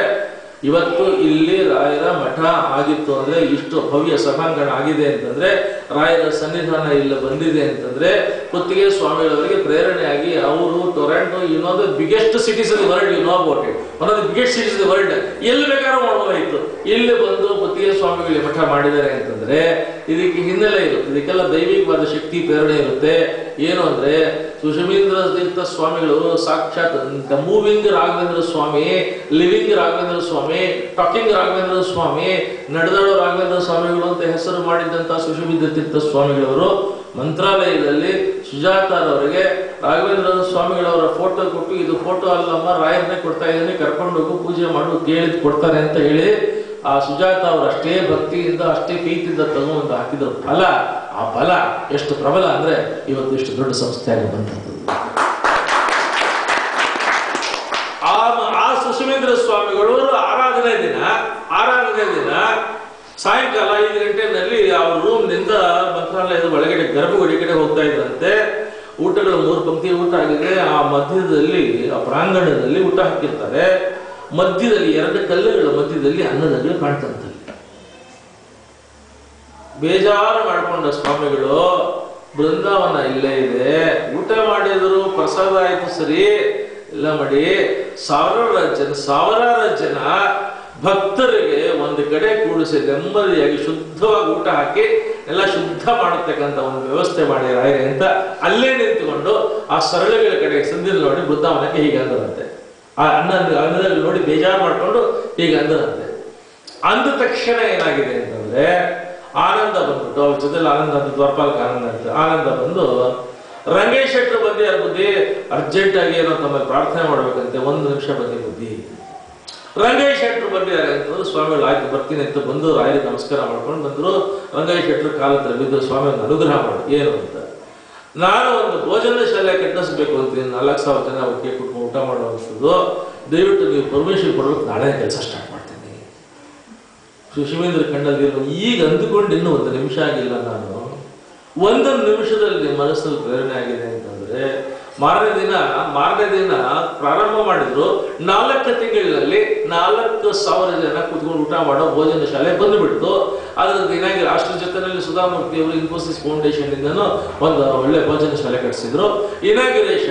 ಇನಾಗ್ಯುರೇಷನ್ಗೆ ರಾಜಗೋಪಾಲಾಚಾರ್ಯ ನನಗೂ ನೀವು ಬರ್ಬೇಕು ಮಂತ್ರಾಲಯಕ್ಕೆ, ಇನಾಗ್ಯುರೇಷನ್ ಮಾತಾಡ್ಬೇಕು ಒಂದು ಸ್ವಲ್ಪ ಹೊತ್ತು ರಾಯರು ಹೋದೆ. ಬೆಳಗ್ಗೆ ಹೋಗಿ ಸ್ನಾನ ಆಯ್ತು, ದರ್ಶನ ಆಯ್ತು. ದರ್ಶನ ಮಾಡಿ 1 ಲೋಟ ಹಾಲು ಕುಡಿ ಬಂದ್ರಿ ಬನ್ನಿ ಅಂತ ರಾಜಗೋಪಾಲಾಚಾರ್ಯ ಕರ್ಕೊಂಡು ಬಂದು ಆ ಪಕ್ಕದಲ್ಲಿ ಒಂದು ಸಣ್ಣ ಕೋಣೆ ಇದೆ, ಕೋಣೆಯಲ್ಲಿ ಕೂತ್ಕೊಂಡ್ರು.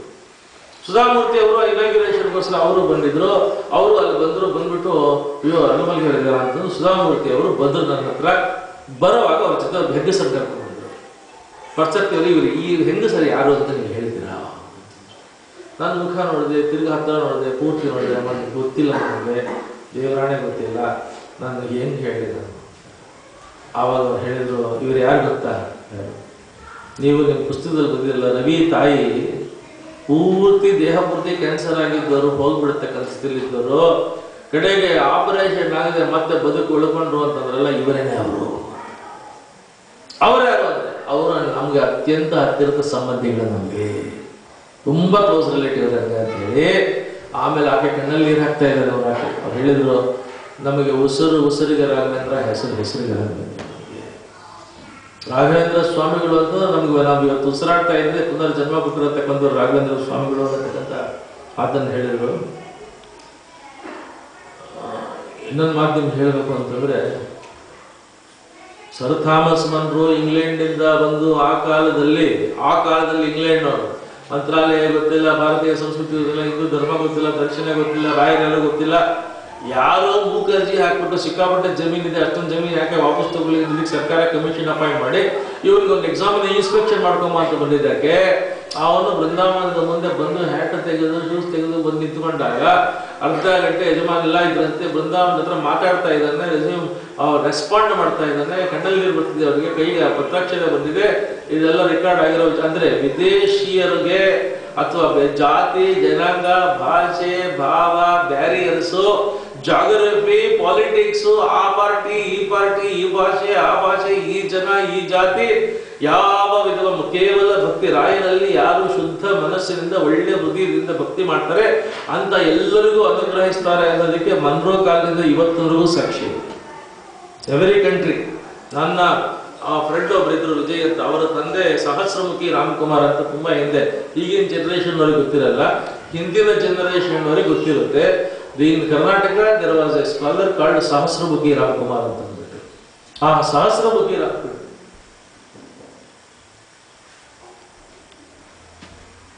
Sahasrabukhi Ramakumar, he was a type of a talented person that within 1 second he used to change the very structure of his face. Even today in Western countries you have got a number of people like that. Suddenly in 1 minute he was becoming Hitler, in another minute he was becoming Napoleon, in another minute he was becoming Bernard Shaw, in another minute he was becoming Mahatma Gandhi, Jawaharlal Nehru, something like that. So second to second he used to change, and because of his extraordinary talents, he was sent to Japan in those days. But he was an ardent Bhakta of Raghavendra Swamiji. Before going, he came to Mantralaya, and in Mantralaya Swamiji gave him a small photo of Raghavendra Swamiji, which he kept in his purse wallet. Then he went to Japan.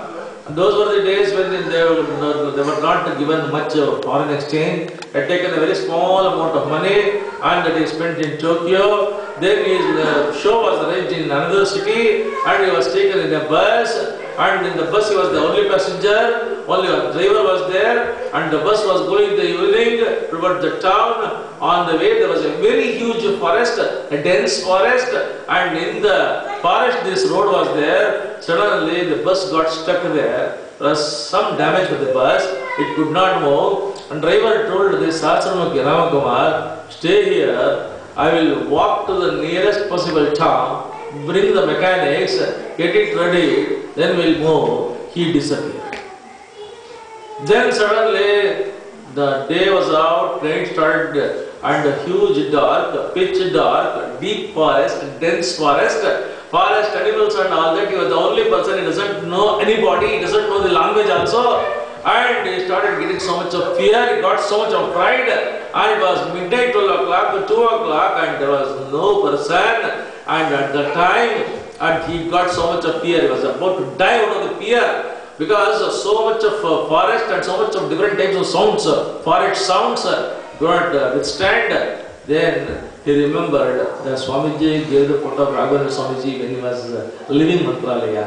He opened his pocket, opened the wallet, and he just opened the Raghavendra Swamiji's photo. He said that I don't know whether I am going to live or not, but to bless me, to take care of me. Within very few minutes, he fell unconscious. Out of fear. Tremendous fear was there. Huge darkness and mid to the forest. No asker, no teller. It is a stranger for the country. Tremendous fear will be there. And then what happened? An old Japanese fellow, very old Japanese person, came to him. Then he just poured some water on him.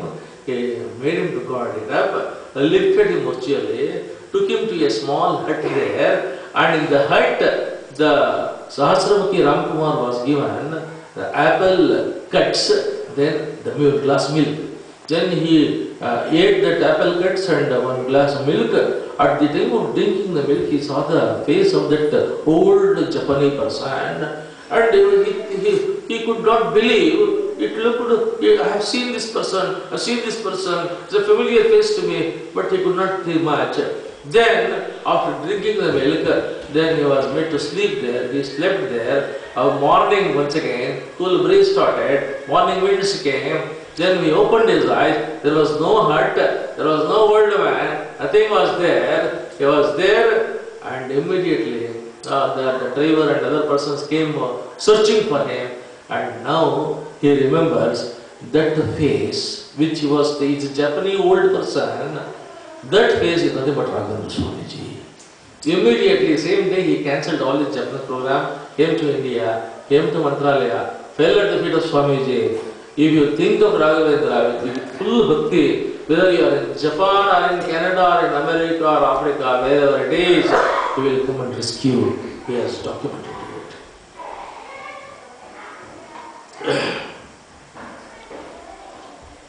This is not my first visit to Toronto. I was here in 1997, and when I came to Montreal,